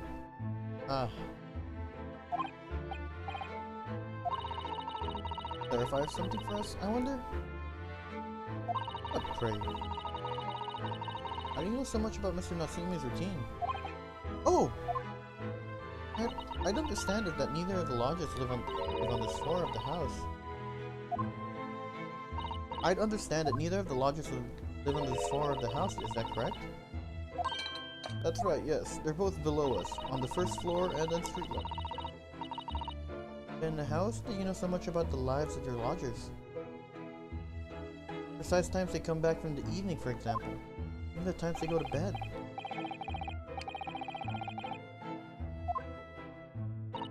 Ah! Good grief, Joan, be more careful, woman! Oh my goodness, sir, I'm terribly sorry, sir. It doesn't add up here. These guys are awful fishy. Seems that the incident took place around 5 in the evening. You happen to look out the window at all around that time? The window? Yes, we noticed that the window over there looks out over Briar Road. The incident took place on the pavement just on the far side of the street. Is there anyone suspicious loitering nearby? 5 o'clock is dinner time at the Garrideb household, but I'm afraid I don't remember seeing anything. How about you, Joan? No, sir. It would have been dusk outside already at that hour. And with the fog as well, I should think it would have been quite impossible to see on the other side of the road. Oh, I see. You notice anything else out of the ordinary then? Such as? Anything at all, even if it seems unrelated. Oh, well... Yes, was there something then? Well, it's something particularly significant, but around that sort... Oh my god, if I don't read that in first try, it's gone. But around that sort of time in there... Ah! For the love of God, Joan, what the hell? Watch what you're doing! Oh, dear me, what have I done? I am awfully sorry, sir. Do be more careful, woman. Of course, sir. I may, Mr. Narrow Hollow. Oh, yes? I have an exceedingly good memory as far as I remember. Nothing of any sort of significance took place there at that hour. Nothing at all. Oh, really? Garrideb? The way you were talking about it sounded rather like there might have been...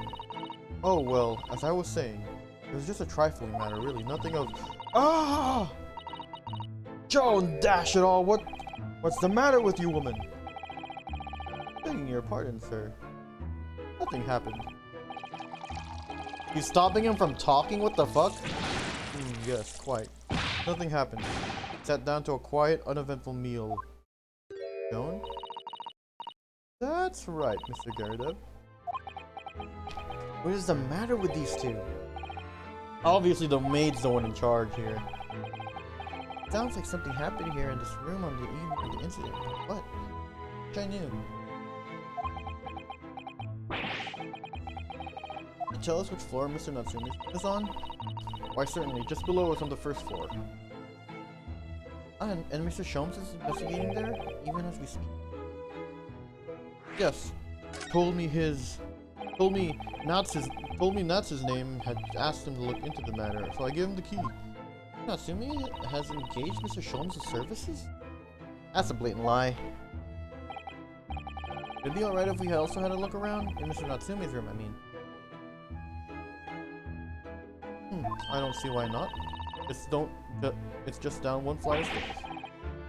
I don't know if we can find anything that could help us with the case, but we have to try. We need all the clues we can lay our hands on, shall we? Oh, sorry. Wrong voice. Yes, and while we're there, we can speak with Mr. Sholmes again. Perhaps he'll be able to tell us more. Well, we now have permission to go.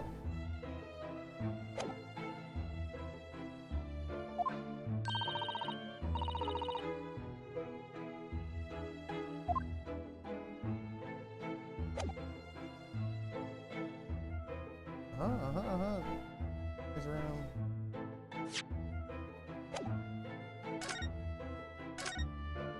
Whoa, look at that cat!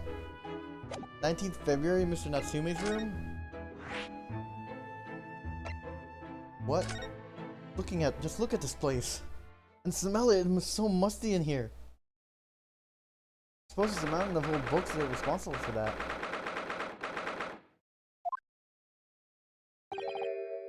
I've ever seen so many books in all my life. No, me neither. So dark in here too. That? The window over there?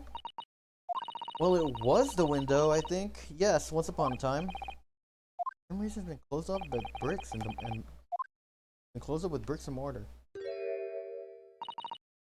This is where Mr. Natsume lives. By the way, I haven't spotted Mr. Sholmes anywhere, have you? Oh, that's true. No, that's true. But according to what Mr. Garrideb told us, the great detective should be around here somewhere investigating. Investigate. Oh, we know we gotta inspect the cat. Wait, he's over. Okay, well, we just gotta investigate the cat, right? Look at that cat!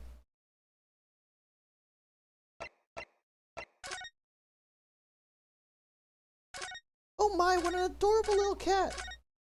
Perhaps he's looking after all the books when his master is away. I don't know about that. He disappeared in that pile of books as quick as a flash. It was a tricolor Mike, wasn't it? Do they even have that sort of cat here in Great Britain? Perhaps Mr. Natsume brought the little creature with him from Japan. That made me feel homesick now. Ready? We've only been in the country for 2 days. Okay, oh look, it's a beckoning cat from home! A bit big and bulky, isn't it? Surely Mr. Natsume didn't bring that Manuki Neko all the way from Japan, did he? All the way from Japan with him? I hardly think you're in a position to comment, Mr. Naruhodo. Are you forgetting the enormous Daruma doll that you brought in your luggage? Well, it can be dangerous traveling abroad. I wanted a lucky charm. Well, I imagine Mr. Natsume wanted the same, and his cat should have beckoned good luck to him. It's not doing a very good job so far, is it? You mustn't say such things. I didn't say a word! Why are my eyes such giveaways?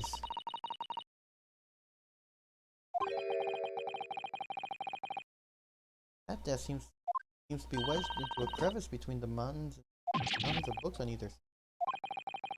I suppose Mr. Natsume would sit there and read while stroking his cat. Surrounded on all sides by these towering old tomes. Surely he dreamt of books every night as well. Yes, he must have done. Yes, mustn't he? Oh, what's this? A receipt from a second-hand bookshop. Your books. Oh yes, Mr. Natsume's name is written on it. Look, the date of purchase. 2 days ago, 4:45 p.m. That's the day of the incident. The incident. And that's just a short while before he was embroiled in a terrible attack. He must have been on his way back from buying some old books.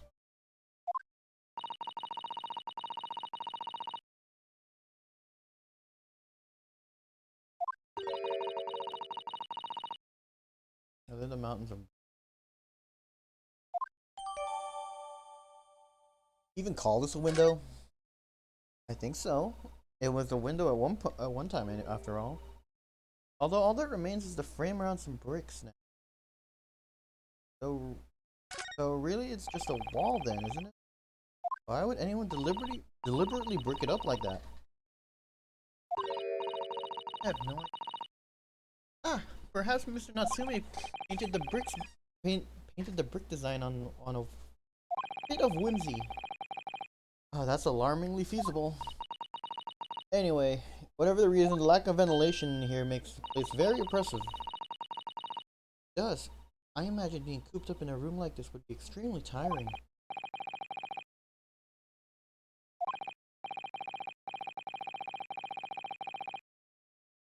Oh! Shit, he scared me! Ah, look! Mr. Naruhodo! Aha! There he is! Where did he appear from? He's an enigma. He seems to be engrossed in the pages of that old book. I hope he won't mind if we disturb him. Hello, Mr. Sholmes? Ah, you two, good day! Now let me see. Where was it that we met? Oh, Mr. Sholmes, we were together on the SS Buria. Yes, of course, the Buria. And let me see what happened on that voyage. It was Kazuma Asagi. He died tragically. You were a great help to us. Ah, yes, but of course, the case of Mr. Asagi. It was one with the snake, wasn't it? Oh, well, you seem to remember something of it, at least. What an honor to be remembered vaguely by the great Herlock Sholmes! This is Mr... Oh, no. My dear madam, hold your tongue. I pride myself on my superior powers of recollection. Your names are safely recorded in my brain attic. Miss Naruhodo. And Mr. Susato. Try the other way around, Mr. Sholmes. I lose the first round.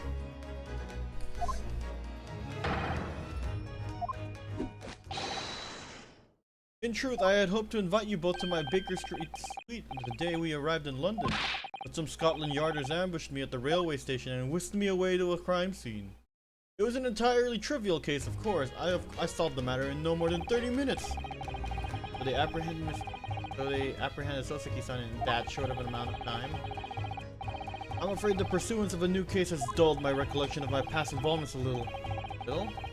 It is a mistake to think of that one's brain attic has elastic walls that can distend at any extent. I do my best to forget useless facts, lest they should use the useful ones. Yes, those are my own words of imitatable wisdom. You know, from an adventure entitled A Study in Scarlet. Please, you need to quote yourself. I don't always remember my pearls of wisdom, but fortunately my associate pens them beautifully. It's Iris. Suppose. Mr. Sholmes, he has some extremely important questions to ask you about the trivial case you just mentioned. Goodness, what an earnest expression. My dear madam, I should only be too pleased. And this murky room is an apt place to discuss this murky case.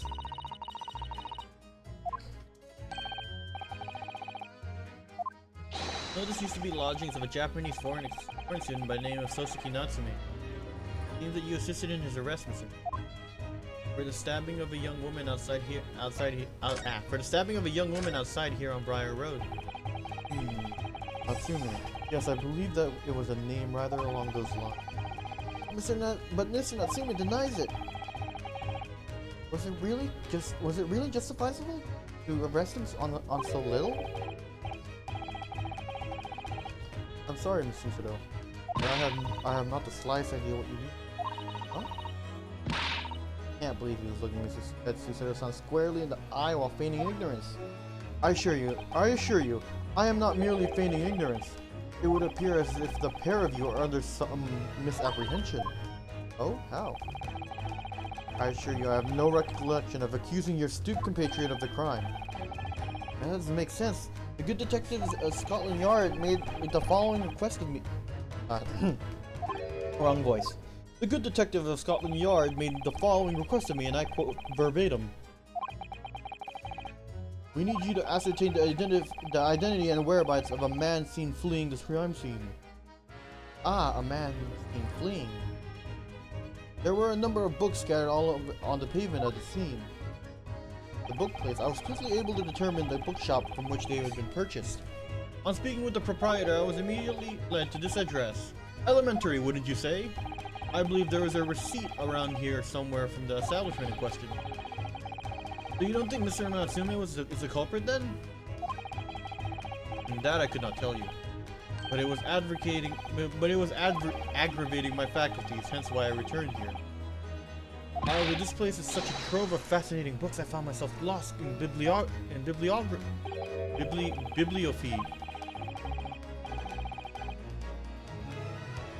Do not be deceived into believing that I am a man of leisure. No, no, no.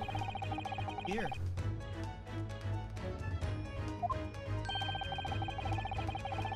Tell me, have you encountered the landlord of these?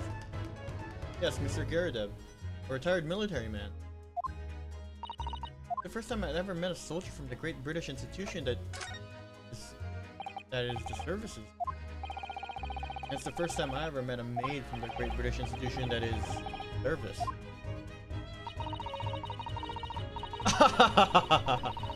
I didn't think it was that funny.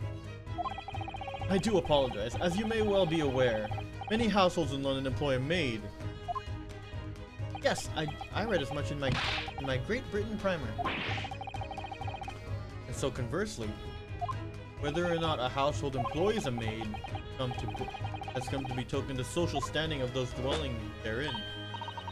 Token their social standing. Right? Put simply, my dear fellow, those who employ at least a single maid are considered middle class. Those who do not are beneath that. In the upper echelon of society, of course, households employ enough staff to constitute a large family. Goodness, how extraordinary. As you can appreciate, for those on the precarious boundary between middle and lower class, being able to afford just one maid is of the first importance. I had no idea.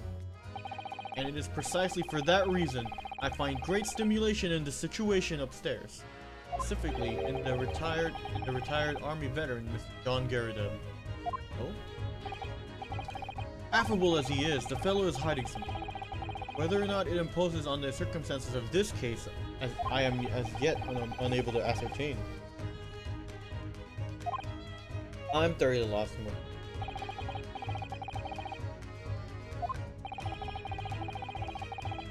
This room is thoroughly suffocating for the soul, my dear fellow. I assure you, any man whose lot is to dwell in a place such as this will stab someone sooner or later. Mr. Natsume has stabbed no one! Ah, but sooner or later, as I said. I don't believe that's the issue here. Not this dark little room, Mr. Shen. Why is there no longer a window? Do you have any idea? No window? Well, I mean, I can clearly see that there's a window of sorts. But it's been completely blocked with bricks. Ah, I see. The answer to that question is quite simple.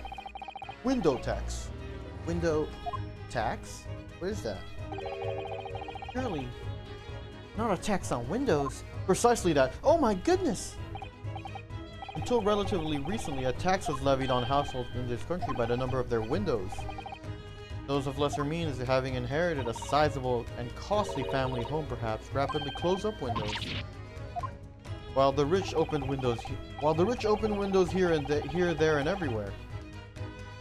In an effort to curry favor with those in power by furnishing them with large sums of tax money. How awful and unjust! forcing people to live in rooms devoid of light? Indeed, disease was rife as a result. Some 40 years ago, or thereabouts, the window tax was abolished. But its legacy remains, as you can see.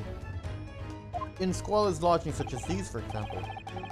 I suppose Mr. Natsumi's stipend for living here in London isn't very... I suppose Mr. Natsumi's stipend for living here in London isn't very generous, perhaps. It would appear so. I've done a little digging, and discovered that these lodgings were offered at an extraordinarily low price. Since the room is so awful, I should think. Apparently, Mr. Natsume only moved in here about a week ago. Yes, that's correct. However, I don't believe the low rent is explained by the shabby nature of the accommodations. Oh? Still, that is of little reverence here, a matter not worthy of further attention. You sure? Curious now.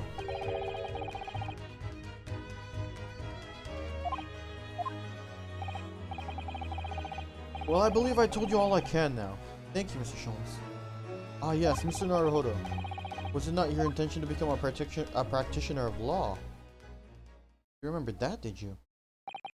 Will you perhaps be offering your services in this very matter, I wonder? The occupant of this room, Mr. Natsume, was it? Not sure. Not sure. On what grounds? Well, I actually defended someone in court here only yesterday.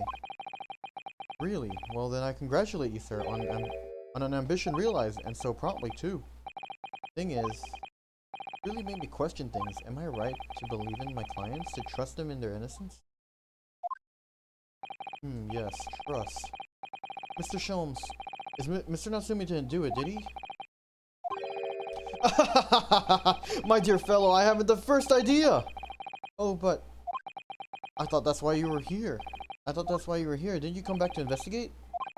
Ah, yes, that was indeed my initial intention. But there are simply too many fascinating books here. I couldn't possibly ignore them. Oh, I see. Nevertheless, there are two facts that I can state quite unequivocally. The man who fled the scene of the crime 2 days ago was a Japanese occupant of this room. And there are witnesses who swear to having seen the same man commit the crime. That is all I can say. Ah, and one more thing. Oh? What is it, Mr. Sholmes? Tell us! I cannot say with any certainty whether or not this is of relevance to the case, but I am quite sure that the retired army man who owns this property is hiding something. Garrett is? Sholmes said as much before, actually, didn't he? Anyway, at present, that is really all that plays into my mind in relation to this case. Naruhodo, as yet our investigations have uncovered nothing that could help us establish Mr. Natsume's innocence. No, you're right. Perhaps this time we probed a little deeper into Mr. Garrett's secret. Just a reminder, I cannot be sure whether the landlord's secret will prove to be of relevance or not. But I wish you every success, of course, Mr. Naruhodo. A busy man indeed. He's gone back to his book in the corner of the room.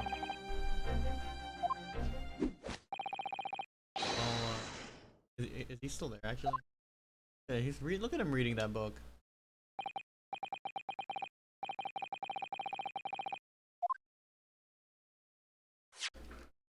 February 19th, the Garrett's room. Oh, you pair again. Tell me, the detective chap, I forget his name, still hard at work down here?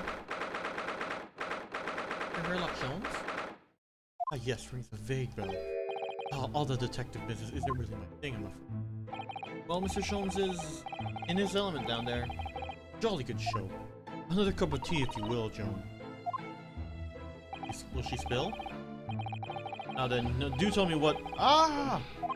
For the upteenth time, woman, will you watch what your bally well doing? I shall be serving dinner shortly, sir. Ah, yes, of course. Heartfully rude of me, but I'm afraid I shall have to ask you to take your leave, if you be so kind. Oh yes, of course. We are deeply grateful for all your assistance. Not at all, not at all. Don't get much chance to talk with young foreigners like yourselves. It's a pleasure. Best of luck and all that. Perhaps you could see yourselves out? Morning, Mr. Holmes. Garrett is hiding something. There are no other avenues for investigation seem open to us at the moment. Perhaps we should do some digging. He really wanted us to leave, but now we're just gonna dig through his house. Oh, look at these cakes. Oh, look! What a wonderful collection of cakes lined up on that gleaming silver cake stand. Lined up? Looks more like someone has half demolished them to me. Afternoon tea is a time to have indulgence, you know. Quite the English way. It is Mr. Garrett's custom to take 2 cakes with his... Sounds delightful. Wait a minute though. There are at least 10 cakes on this cake stand. Well, naturally, it would never do to waste the leftovers. But whatever Mr. Garrett doesn't say eat, I say to myself, well, you shall have to tidy up. How magnanimous of you. This little candle holder looks a little out of place here, eh? Yes, you're right. It's clearly supposed to be gold, but it's almost completely black for some reason. Oh, that old thing, yes. Just a cheap piece of ironmongery. Gimcrack, really. Oh? Use it when I was studying, don't you know? For my commission. I know it's hardly worth hanging on to, really. But, well, it still has its uses sometimes. Of course. Everything in this room have some elaborate story behind it? They're memories, Mr. Naruhodo. Memories. Alright, well, let's talk to the dude looking out the window. Ah, what's he doing over there? Mr. Sholmes? Aha! We meet again, my dear fellows! Good gracious, when did you sneak in there? Sherlock Sholmes, sir, at your service. Whatever you were doing over by that window. I'm given to watching the evening sky as the sun sets, madam. Yet sadly, cheerful as the room downstairs undoubtedly is, it lacks an aperture for such observation. I took the liberty of borrowing a small corner of space by the window up here. Well, an eye on one's window at dusk is... Oh, what up, Eddie? How's it going? Keeping an eye on to one's window at dusk is the prudent thing to do in London, I'm gathering. How's your day going, Eddie? Ah, and one other thing, Mr. Naruhodo. Oh, me? I thought perhaps you might be in need of a certain great detective's great mind. Wait, he's not talking about... Is he? I didn't expect to be going through that again so soon. Do you mean, Mr. Sholmes? There is a mighty secret in this modest room. My eyes see even the most trivial of trifles. I take it you are prepared, Mr. Naruhodo. I think so. There's just time enough for one of my greatly admired great deductions. Let us conclude the matter before dark.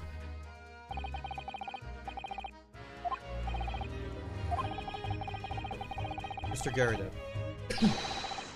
Though it would excuse me. Though it would seem you are a military man of considerably distinguished service. Is it a first to 10 with Sim? Ooh, nice. Did you win?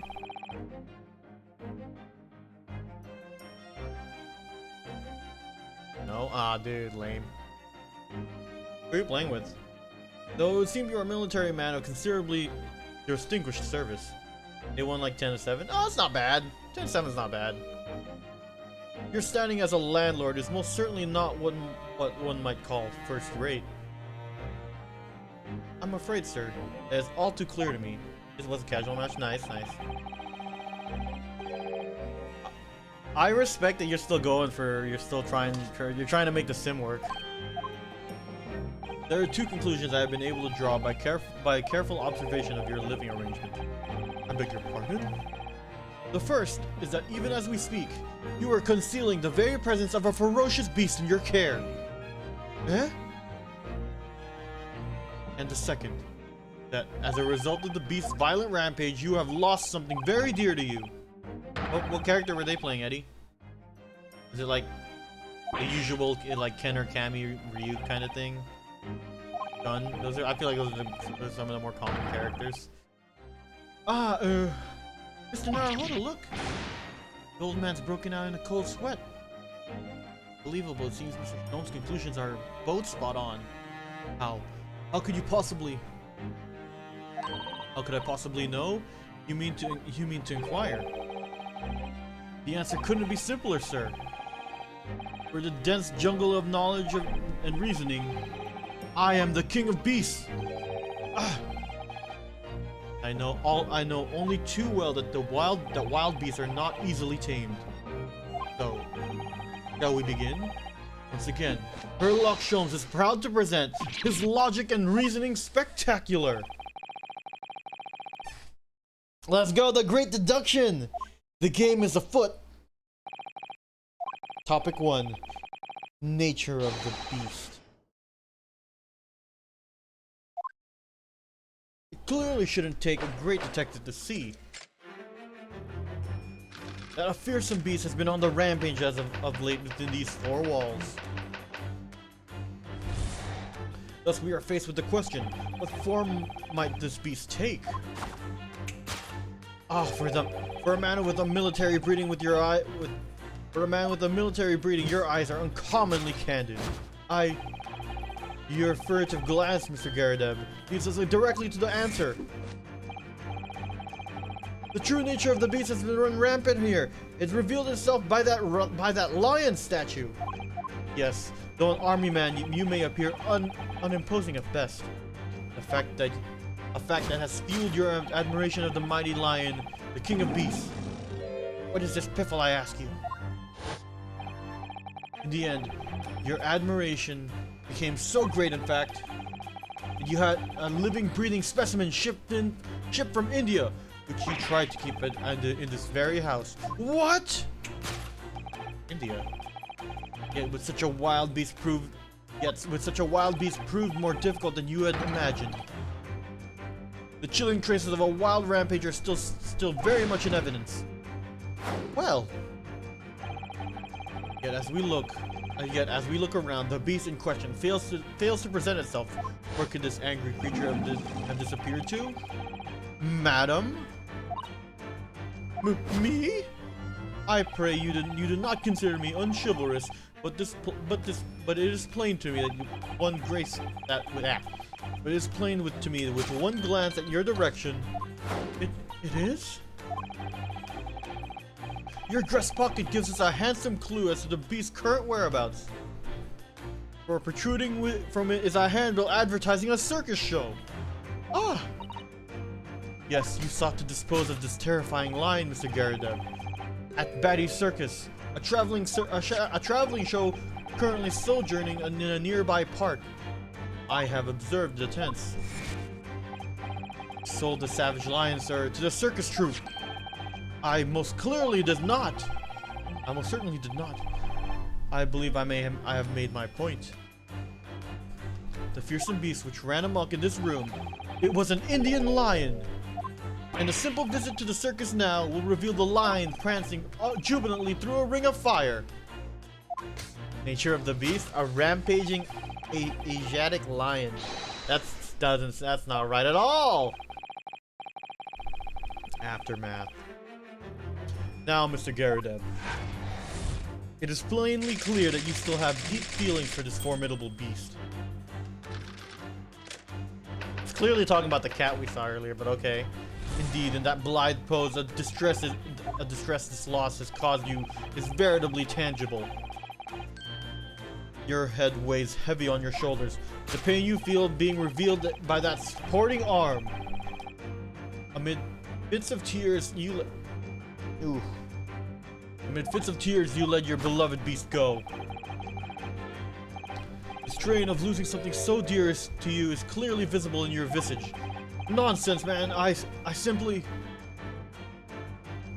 But what we must now ask ourselves, the true cause of this pain.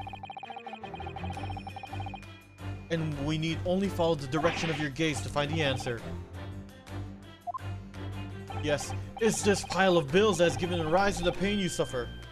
Every envelope contains a demand for payment. Ah, for cartloads of meat, potatoes, wheat, and tea. Indeed, feeding your beloved has had a devastating impact on the financial circumstances of your household. And so you had no choice but to let it go. Yes, well, Now, in a final fit of rage, the ferocious beast carried out one last, unimaginable attack. Unimaginable? The aftermath, which can be clearly seen by observing the carpet there. A very expensive woolen carpet, if I'm not mistaken. Oh, dearie me. What could have caused such a... What could have caused such a destructive outburst? Ah, well... Hi, madam. I'm afraid it is you who has inadvertently revealed the truth to me. Your wondering eye has settled upon the answer very neatly. Wait, what did he say?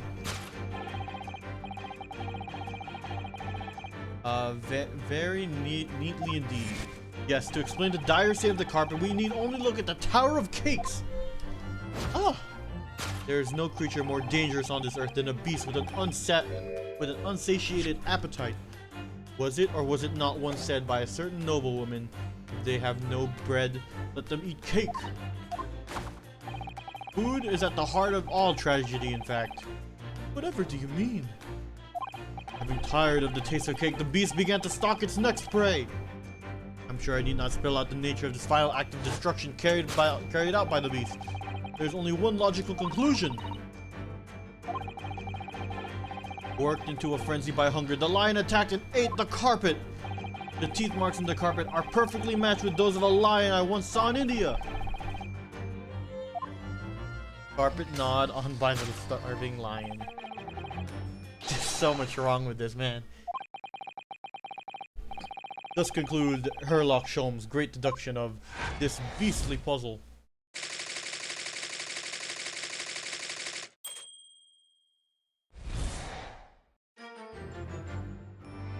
Ah! What's the matter with you, Joan? You're pouring scalding hot tea all over me. Oh, I'm so sorry, Mr. Garadeb. I'm afraid I didn't notice. My deductions can be startlingly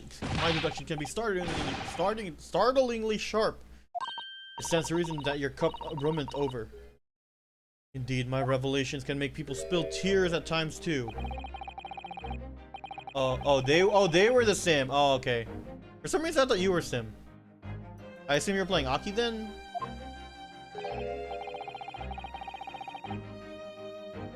Oh. Eddie doing his training casual? I would never. I always just go on ranked and I don't care. Mr. Sholmes, sorry to butt in again, but did I make an observation? Why certainly, Mr. Naruhodo. What is it? Again? Well, your deductions just now. You really think a lion could have fit inside a room this size? Indeed, it's the only explanation for the facts. The terrifying truth all too often lies beyond the realm of common sense. Wouldn't it be an idea to consider what's inside the realm of common sense?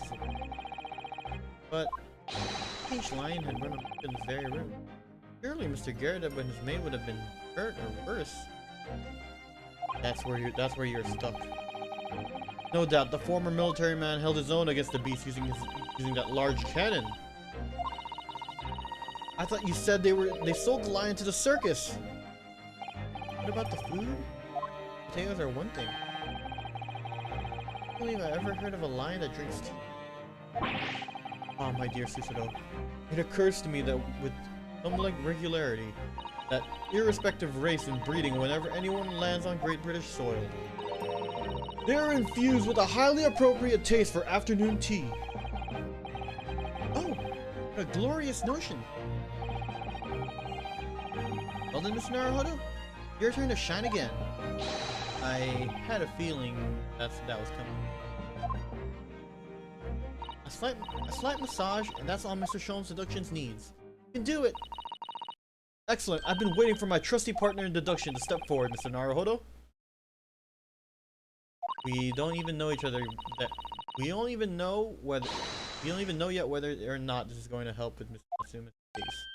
Still, uncovering the truth is always worthwhile, whatever the motivation.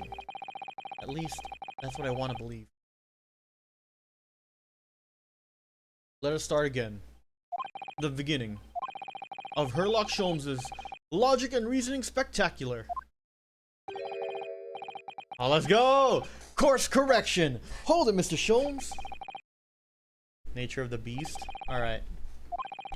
Let's correct him. It certainly shouldn't take a great detective to see that a fearsome beast has been on the rampage of late within these four walls. Thus, we are faced with the question, what form might this beast take? Ah, for a man with a military breeding, your eyes are uncommon. It was Chun? Oh, dang. You don't want to just play in Master as Chun? Are those games too sweaty? Ah, for a man with a military breeding, your eyes are uncommonly candid. Sim players might be a little carried too. Yeah, they do have their own. Sim players do have their own privileges. Your furtive glance, Mr. Garrett, leads us directly to the answer. The true nature of the beast has run rampant here. It's revealed by that lion statue. I haven't played in a few days. Didn't want to jump right into ranked. Dude, I remember I hadn't played for weeks, and I just like fucking let me just play ranked. I really didn't see the lion thing coming. No, but if you observe Mr. Garrett's reactions, it rather seems as though something did indeed run amok in here. Yes, something with a very fierce nature. But it couldn't have been a lion transported via. What was it then? We must follow Mr. Garrett's gaze. That will lead us to the true answer.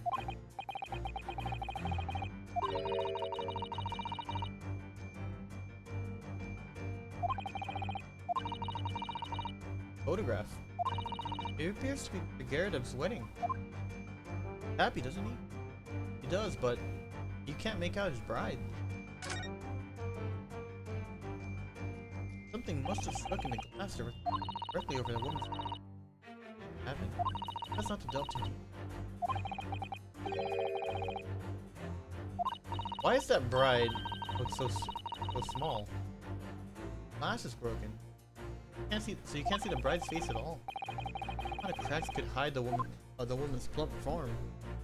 I think powerful would be a kinder than plump, Mr. Naru. She certainly looks like that. There's a lot of horsepower there. Not someone you'd want to upset, that's for sure. Oh look, have you noticed her wedding ring? Very large, isn't it? Looks like some sort of embellished sunflower.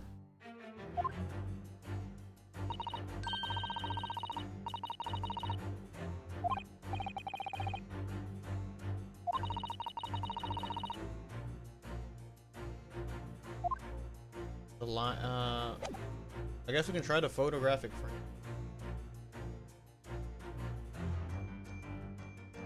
Nope.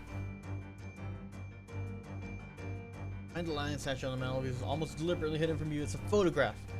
Though I have yet to examine it in detail, I can assure you that's what holds the answer. Take that! Because I'm employing an extremely advanced detection technique called jumping to conclusions, you see. I like that. That deduction was wanting in every way. Yes, I was wanting you to hear it. I'm quite proud of it. I find myself wanting to have never heard it. I'm quite pained by it, in fact. Oh, sorry.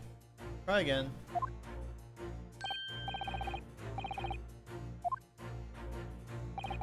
Well, what do we know with some we do know with some certainty that a destructive creature has been at work. Inadvertently looked at the direction of it gives its identity away. Yes, if we investigate thoroughly, we ought to find the answer. We're gonna look at it. It's in here somewhere. We have to find it.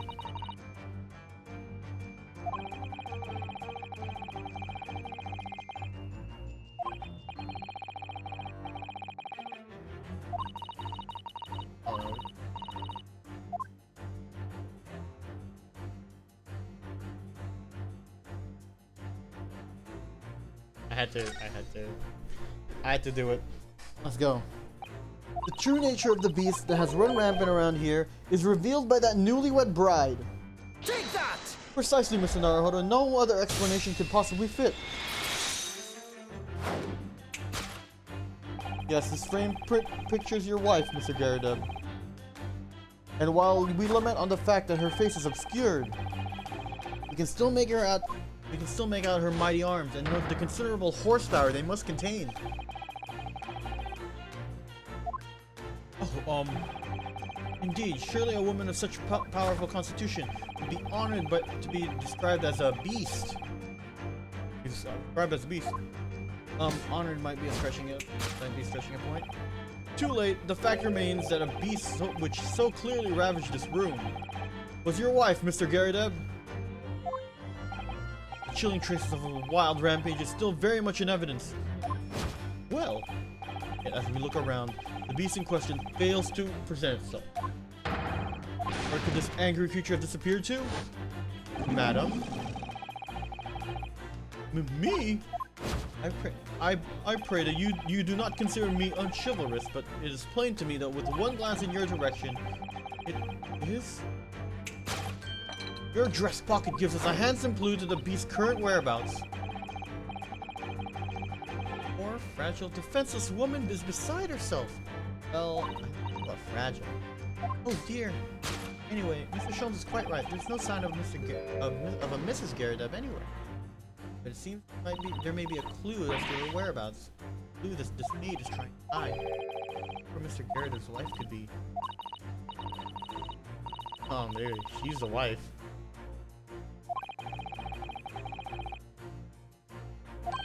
What? I'm not even sure if I should voice this. It's impossible to believe it could be true, yet for some reason, a thought just came to my mind that the Serving Maid is in fact a mighty goddess of destruction. What spectacularly contrived logic led you to this mindless conclusion? Oh, well, it's supposed to be a logic and reasoning spectacular, so I thought I'd contribute to the show. This is my show, Mr. Naruhodo. Oh my god. Sorry.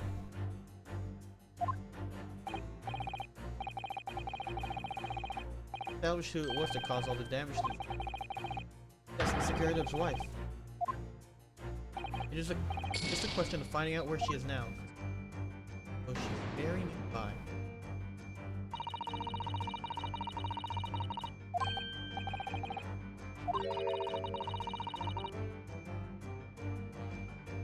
I think I said damn it. Two tightly shut eyes to avoid even a chance of a giveaway glance. Prevent any secrets. Round the cheeks to detect any abuse that might be hurled her way. This is an unnervingly powerful woman, Mr. Go. It's your turn of phrase that's unnerving. What?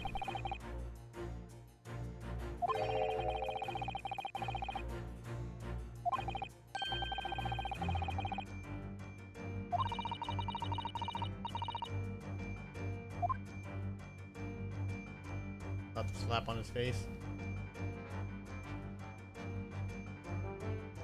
What a charming little teapot. It's in pristine condition. Jona's been pouring some delicious fragrant tea from it. For Mr. Garrideb, hasn't she? Well, not so much for Mr. Garrideb as on Mr. Garrideb. Today, I wouldn't dream of drawing attention to it.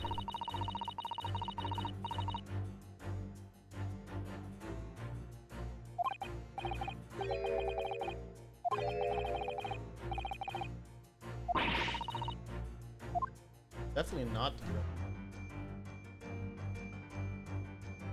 Oh, there it is.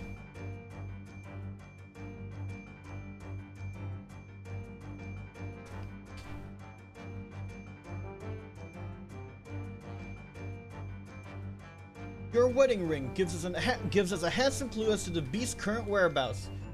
Oh, Take that! indeed it does. That flowery band gleaming on your finger gives you away. For it is identical to the one shown on the hand of Mr. Garrideb's bride in this photographic print. In other words, You are no ordinary household maid. No. You are Mr. Garredeb's lucky bride. You are Mrs. Garredeb herself. Oh my word!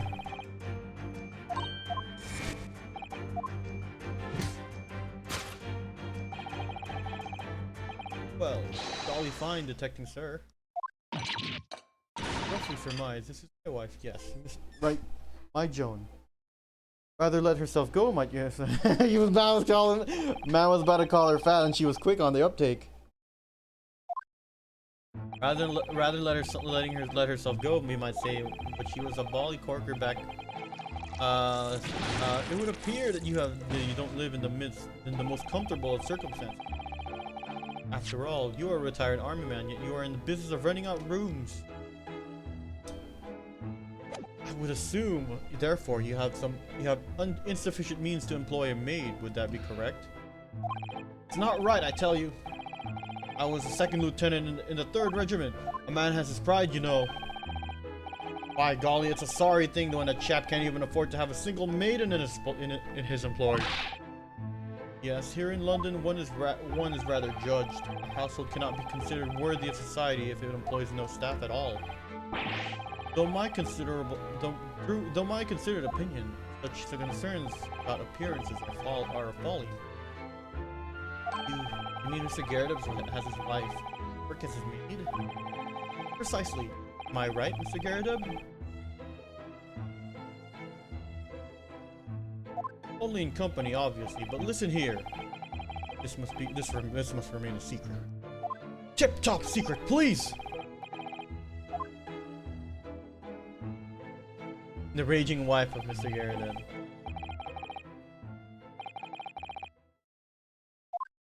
Alright, before we get on to topic 2, I do gotta use the bathroom. Quick. So, once again, if anybody asks if I'm missing, I've gone fishing. Alright, man, I'll be right back.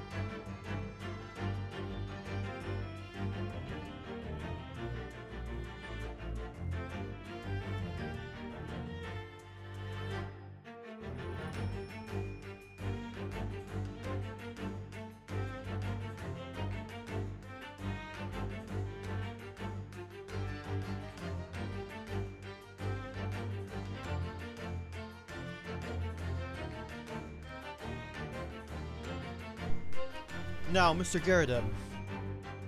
Oh, sorry. The BRB screen. I forgot it.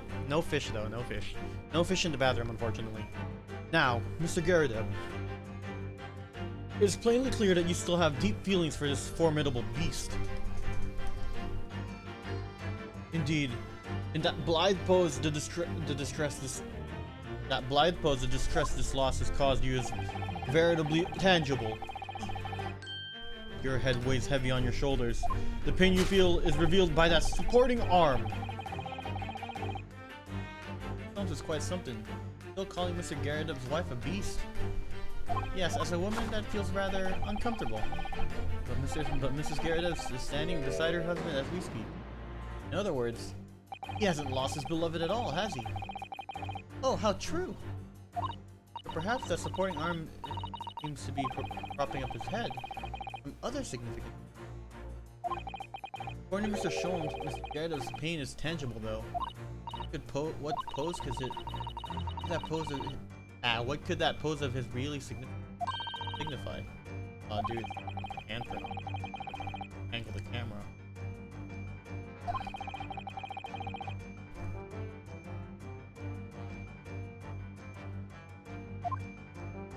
Your head weighs heavy on your shoulders. The pain you feel being revealed by that slapped cheek. And of course, the deliverer of that impressive mark on your cheek that refuses to fade was you, Madame Joan Garadeb. Well, yes. You have been desperate to hide the slap mark on your cheek, sir. Gah!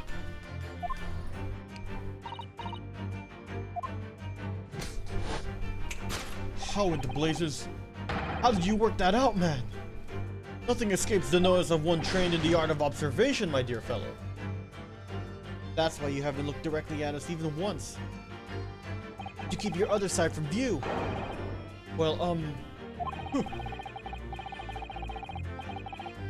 Now, let us proceed to the next conundrum. Why were you suspected with a violence?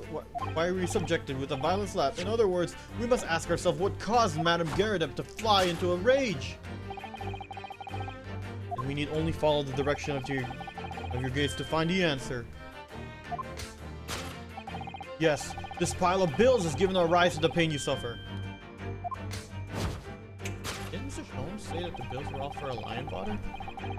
Yes, but we've established that the lion never existed. It can only mean that the thing responsible for gobbling up all that food is Mr. Garadeb's wife. Mr. Naruhodo, she's a person, not a thing. Yes, well, it's also a person who gave her husband a mighty slap around the face. One so hard that that it left a perfect hand mark, in fact. Yes, why would a woman want to hit her husband with such force, I wonder? I'd love to know the answer to that question as well.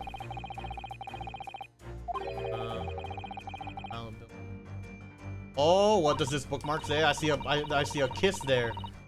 I see lipstick on that thing. Ah, someone must be reading this book at the moment. There's a bookmark here. Look. Garadeb is clearly an avid reader. Oh, wait a minute. I don't think it's a bookmark. Oh no. So it isn't. Oh no, so it isn't. It's a note written in a woman's hand. Oh, James, I love you. Yours, Mary. And look next to the signature here. Lip marks. Hey, with lipstick. Oh, what a passionate and romantic gesture. Any ideas, Susato-san? Oh dear, I'm sorry. Actually, I love the note.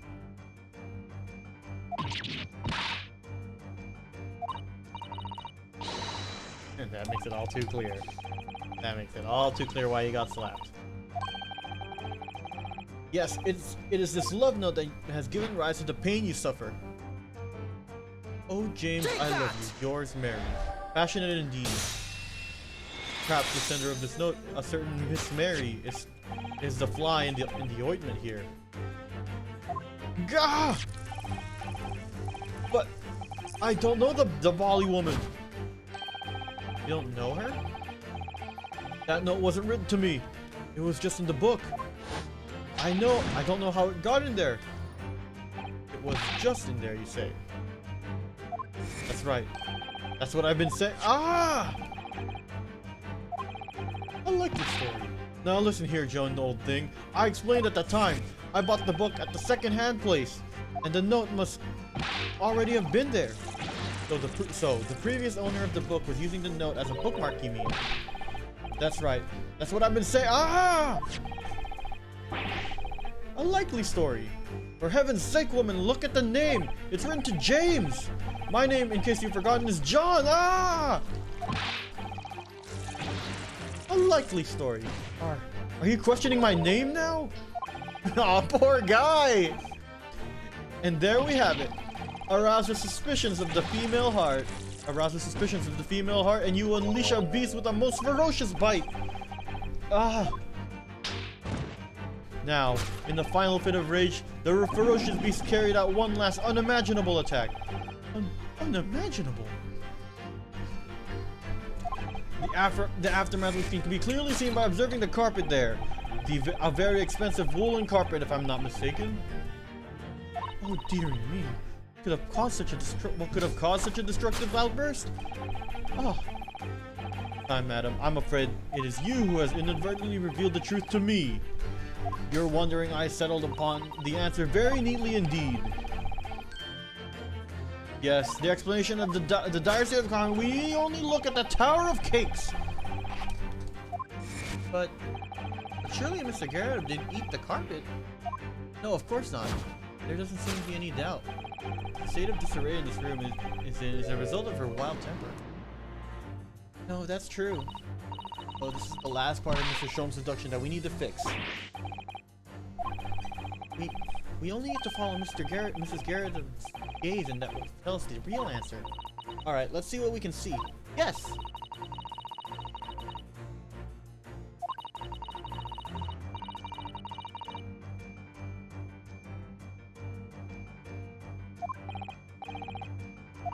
Yes, to explain the dire state of the carpet, we need only look at the candlestick. Take that! Most illuminating, my dear fellow, and of course the only possible way out of this logical labyrinth. Yes, the remnants of a ferocious attack in which the carpet was devoured is clearly visible. Indeed they are. The scorch marks at the edge clearly give away the truth. Scorch marks? It would appear that this room was the scene of a little marital altercation. Mrs. Garrett's mighty arm muscles left an impression not only on her husband's face, but on the entire room. The force of her strike caused a... But the entire room. The force of her strike caused a candle to fall from the holder. And in seconds, the carpet was alight, and the whole corner of the room in flames. Yes, for the most ferocious beast in this world, it is neither a violent lion nor a vengeful woman, but fire. And in this room, that ferocious beast bared its claws and ran amok. Eloquently put, my dear fellow. So you see, there is but one conclusion here.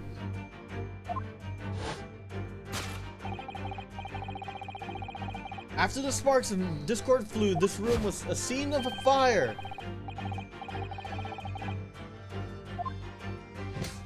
Oh, he put his cup away. Oh, he's getting up. To show him, sir. I salute you!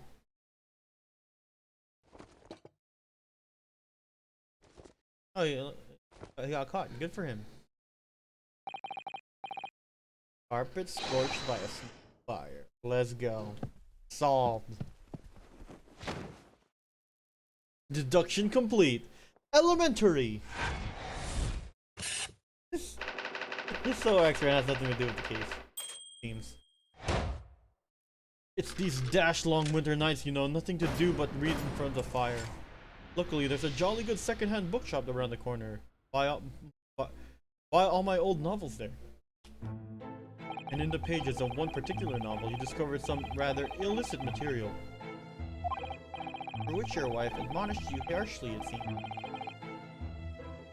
Don't know about admonished, demolished more might be rather close to the mark. And beast is more certainly an apt Ah! Go again. And the carpet? Was that destroyed by fire when a candle fell on the floor? Afraid to say it was. Happened in the blink of an eye, you know. The whole place filled with smoke. Couldn't see a bally thing.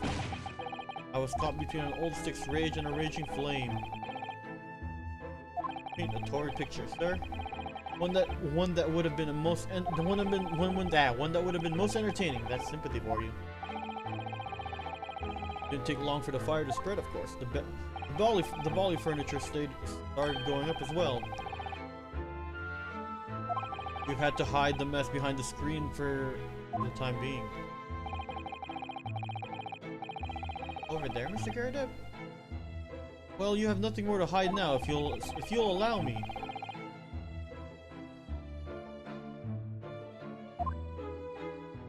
Had all my favorite old novels in that case. As soon as the fire got hold of them, that was it. Whoosh, up in smoke. Gosh. Then my wife started hurling things at me. What a terrible sight it must have been. There I was, back up against the window, under heavily enemy fire. Incendiary books coming 10 to the dozen. Worst of it is, I lost my favorite book, The Lion's Pride. The Lion's Pride. Ah yes, your notorious love of big cats coming through again. I assure you, the title didn't influence my choice in the slightest. poor man really did lose something dear to him as ferocious beast ran. Mr. Sholmes' deductions turned out to be the correct ones again. It can only be described as a great British wonder. I tell you, it was total carnage, flames everywhere, and the old stick in full fettle. Out of interest, what time of day was that? Not sure I can remember. It was 2 days ago now. Let's see, around 5 o'clock I think. So exactly the same time.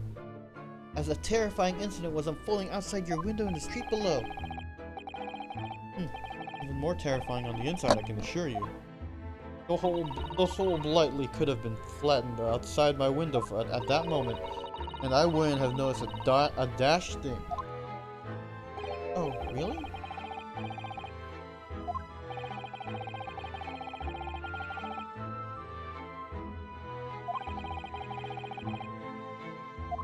Mr. Sholmes?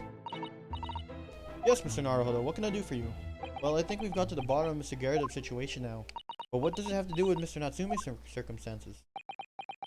I can't help you there, I'm afraid. What? My dear fellow, if you recall, I did say as much from the outset. I warned you that although I knew the retired army man to be hiding something, I could not be sure whether the secret would prove to be of relevance or not. I just knew you were going to say that! Now, Mr. Naruhodo, you mustn't lose heart.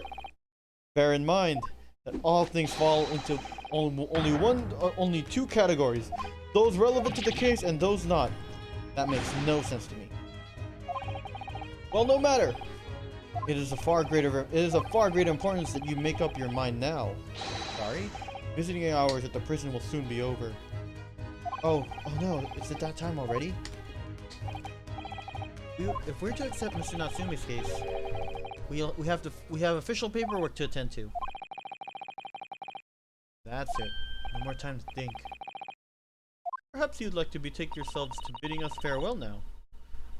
I must prepare supper for Mr. Garrideb.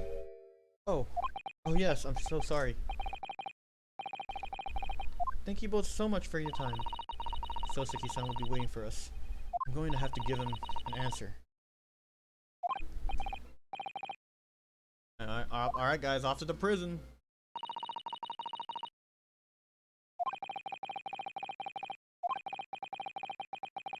19th February, Briar Road. It's time, Mr. Naruhodo.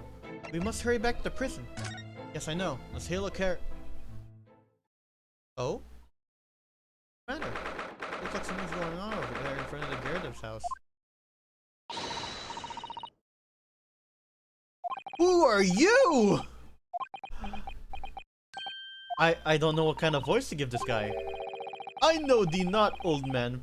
Fall to thy prayers. Who are you calling an old man, you rum-looking nimny pimney?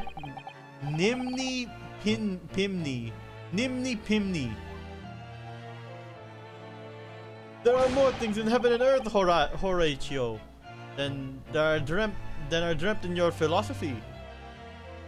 Who's this Horatio fellow, eh? What are you on about? Excuse me. Eh? Who are you? Who are you now? I'm sorry, I just looked as though there might be some problem. My associate here, Mr. Ryosuke Naruhodo, is a lawyer, you see. Eh? A lawyer? What? If I can be of any assistance, I'd be happy to help. I'm from Japan, but I have studied English law. Fine, I'll be on my way for the day, but you mark my words. This ain't over yet. Get thee to a nunnery. Do I look like a bloomin' nut to you? What the fuck is that guy? I do hope you're not injured. Oh, fair Eastern maiden, thou art so gentle, thank you. What was that all about? There are more things in heaven and earth, Horatio, than are dreamt in your philosophy. I'm not Horatio either.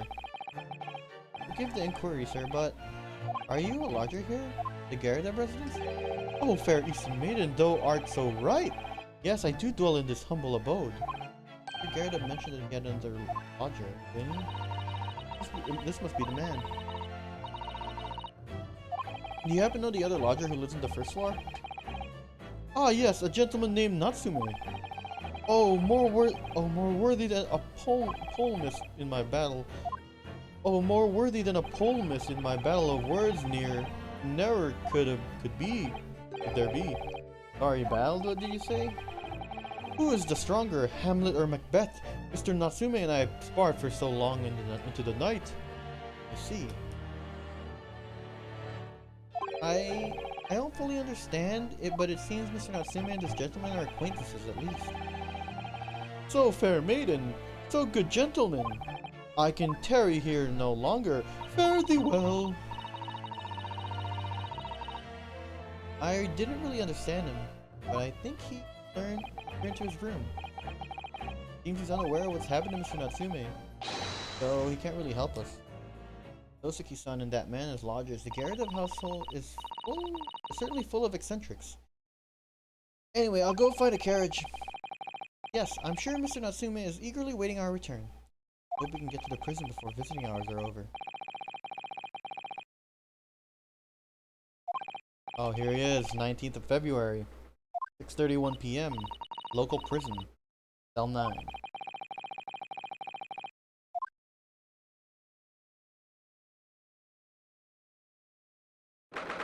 Oh, it's you! You're here! You came! Locum student Mr. Naruhodo Esquire! I can't believe you came back! I'm so touched! We're so sorry to have kept you waiting, Mr. Natsume. Oh no, think nothing of it! Relax! If I were a cat, I would purr with pleasure at the company of such fine compatriots! Noble, nurturing, never-failing Nipponese! Now, now let's not get carried away. Oh, I quite agree. This is nothing more reasonable than a familiarity in one's native land. On the other hand, it is through friendship transcending international borders that one truly appreciates the fact, such is the belief of one such as I. It's you! The miserable rotten spy! Hairlock Sholmes! Mr. Sholmes, what are you doing here? I have no intention of doing anything per se, save observing, of course. Whatever do you mean, Mr. Sholmes? Well, having encountered some curious reading material in that gloomed room, and having unmasked the secret identity of that eccentric pair, I decided I should drop in on my way home to see how our divested friend is faring. Gloomful room. At least your accommodation here offers a window, my dear fellow. In that sense, it's superior. It's a superior option. Anyway, I must commend you on your taste in books. My day has been a delight and cost me not a penny. Ah, you! How dare you, Hairlock Sholmes! Ugh. I've had it. I'm through. At the end of my rope. Never have written. It was a terrible mistake. Haunted by spirits of those accursed lodgings, no doubt my luck will be cursed by tomorrow's trial as well. My whole life is be damned! What are you thinking, Mr. Naruhodo? You mentioned that once before, didn't he? That his lodgings were cursed, I mean. There is much truth in Mr. Mustache's words. What? Curse is a wholly appropriate description, I would say, for the man's lodgings, and indeed for tomorrow's trial. What's that supposed to mean?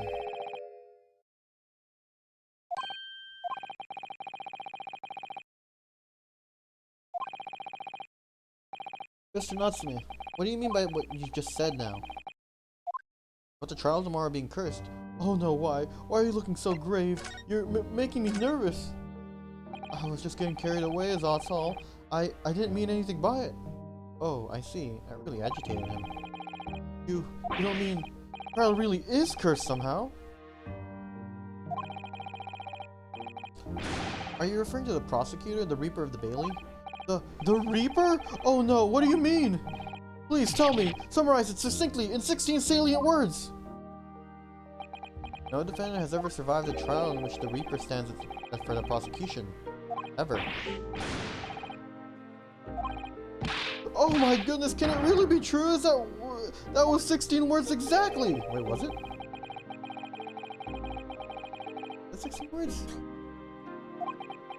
1, 2, 3, 5, 6, 7, 8, 9, 10, 11, 12, 13, 14, 15. Wow, it was 16 words. Impressive. Yesterday, Mr. Naruhodo successfully defended someone against the Reaper. But then, after the trial was over, the defendant passed away in unusual circumstances. Killed it. What?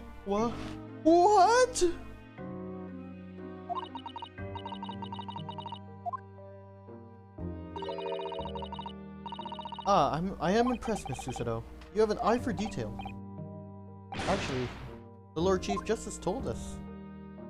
Mr. Sholmes. Surely it can't be that having failed to have the accused convicted.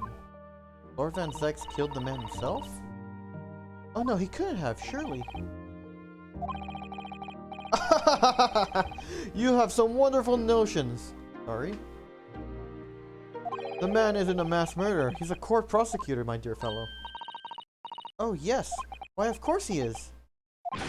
Of course he is? Then why are you trying to scare me? It could be said, however, that the real truth about the man is even more terrifying than your hypothesis. What on earth do you mean by that?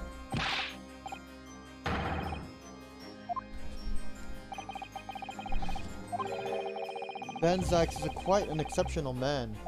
However, in London courts of law, exceptional does not equate to winning every case without exception. Ah, that's good. Suki-san looks like he's about to cry tears of joy. As you are no doubt aware, in a British criminal trial, there is both judge and a jury. The judge officiates based on the letter of the law, whilst the jury offers public opinion and common sense. It is an excellent system whereby the defendant's guilt is considered from several points of view. However, public opinion in particular is somewhat easily manipulated. Right, criminals and corrupt lawyers for that matter can use it to their advantage. By any means at their disposal, contriving evidence, calling impostors as witnesses, and so on. By such underhanded means, those who would want to are able to sway the jury, which means that even in the light of irrefutable evidence, the prosecution can fail. But it means the wrong verdict can be passed. And sadly is from time to time, my dear madam. It is simply the reality of the situation. Is that all right? However, those indicted by Lord Van Zykes never escape justice. Their fate is sealed. Why? Though the abjuration may see themselves leave the courtroom with their freedom, within months they all disappear. And it's most striking. Disappear? But how? By all manner of misfortune, sir. Perhaps they are trampled over by a passing carriage, perhaps they fall into the Thames or drown. Perhaps they are suddenly overcome by a raging fever, or perhaps attacked by a highwayman. No. All examples of the reality of events here in London. I'm afraid, Mr. Naruhodo.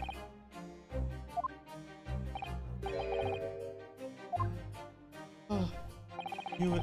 I'm a dead dodo done for, doomed!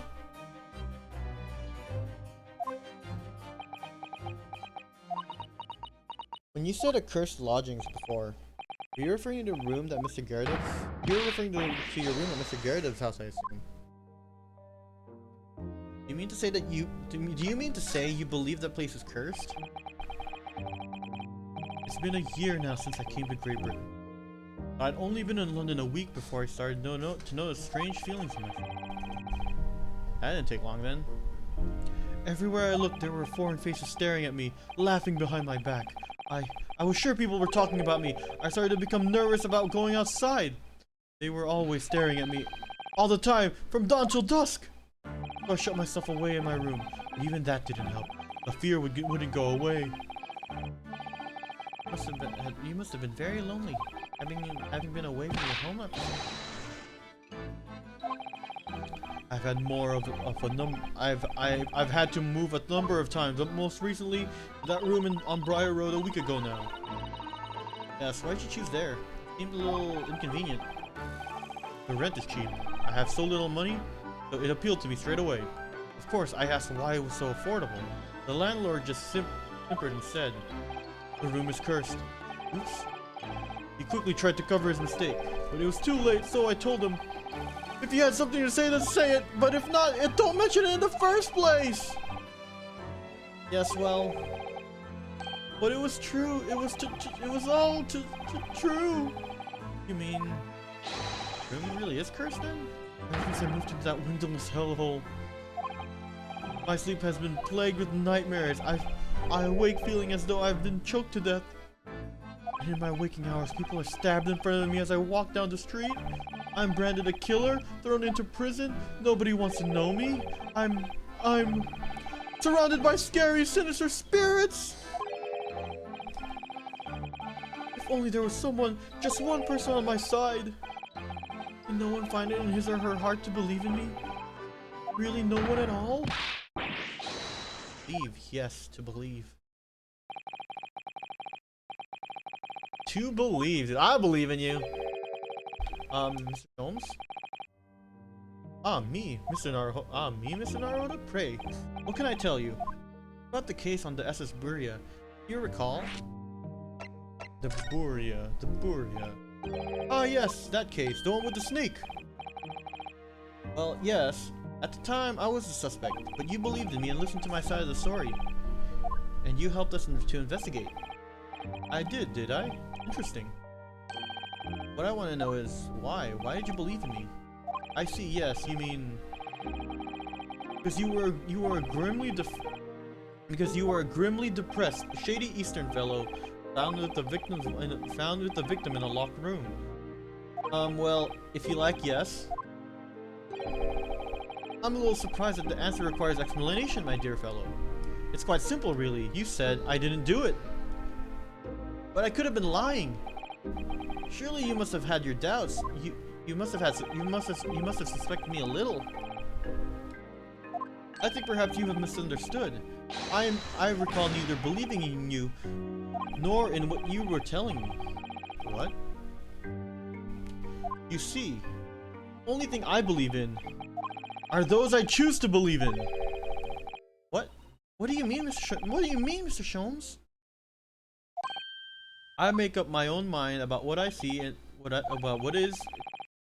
I make up my own mind about what is to be believed and what is to not. If I should like to believe in something, I do. The circumstances can hang as far as I'm concerned. But I could have betrayed your trust. In that case, I should have made an elementary error of judgment, nothing more. Betrayal of trust is an overused excuse, in my opinion. Meaning, whether or not one should trust another is, in the final analysis, down to oneself. It is a matter of whether or not one can trust oneself. Yes, he's right! He's right! Welcome student, Mr. Naruhodo Esquire! Whether or not I can believe myself. A defense lawyer is only as good as his faith in his client. And that comes down to how much faith he has in himself. You're so right, Cosmo.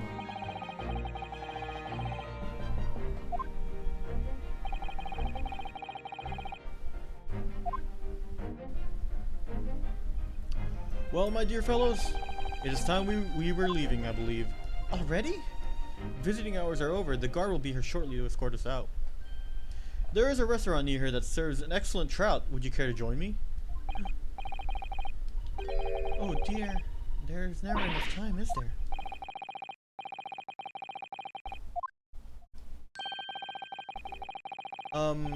Mr. Natsume, if you'd like, in the trial tomorrow, I'd be happy to represent you.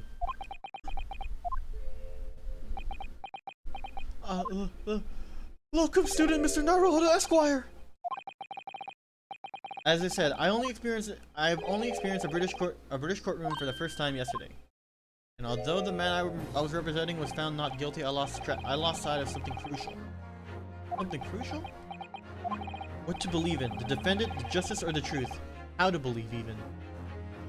But I think I finally worked it out. I've decided I must believe in myself above all else, to trust my instincts. Yes, Mr. Naruhodo. And my instincts are telling me that you, Mr. Natsume, are innocent of this crime. And it is imperative that we prove that in court. Locum student, Mr. Naruhodo Esquire. I will fight for your innocence until the bitter end, with every weapon available to me. So I hope you permit me to represent you tomorrow. As I said when we first met, I'd like to entrust my fate to someone who will listen to me in my native tongue. Of course, Mr. Natsume. It would be fair to say, Mr. Naruhodo, that your mind was, in many ways, made up from the outset. You merely needed the events of today to fully realize it. Yes, I think you're right about that.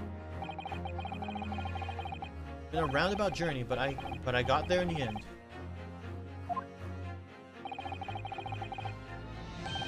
Susudo, yes? Would you be willing to stand by my side tomorrow and help me in court? Absolutely! As I said this morning, you may consider me your personal judicial assistant. Let's go! Shocking events of yesterday's trial still weigh heavy on my mind. Time to stop looking backwards. Kazuma believed in me, and Mr. Sholmes believes in me now too. So it's time. Time that I learned to believe in myself. Toseki-san has no one. He's all alone. So it's my job to help him, to fight for his corner, to fight his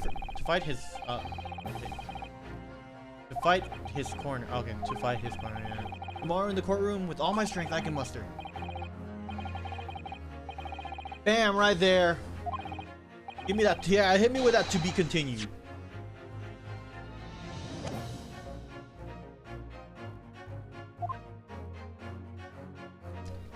Let's go ahead and save our progress. And with that, we're gonna go ahead and call that a stream. Dude, my voice kind of tired, that's for sure. Especially doing all the voices. Dude, crazy. Let's go ahead and get our raid started. Keon is playing Smash. Sure, why not? It says he's playing with viewers. Let's go ahead and raid Keon. I'd like to thank everyone for watching. Special thanks to I would like to give the special thanks to Solomon for being first. And with that, before we go off into the raid, we just gotta do our one final song.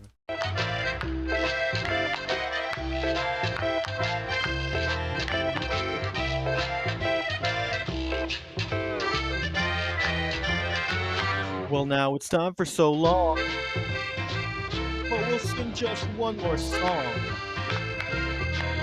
Thanks for doing your part, 'cause you're real smart, except for you and you, and that guy too.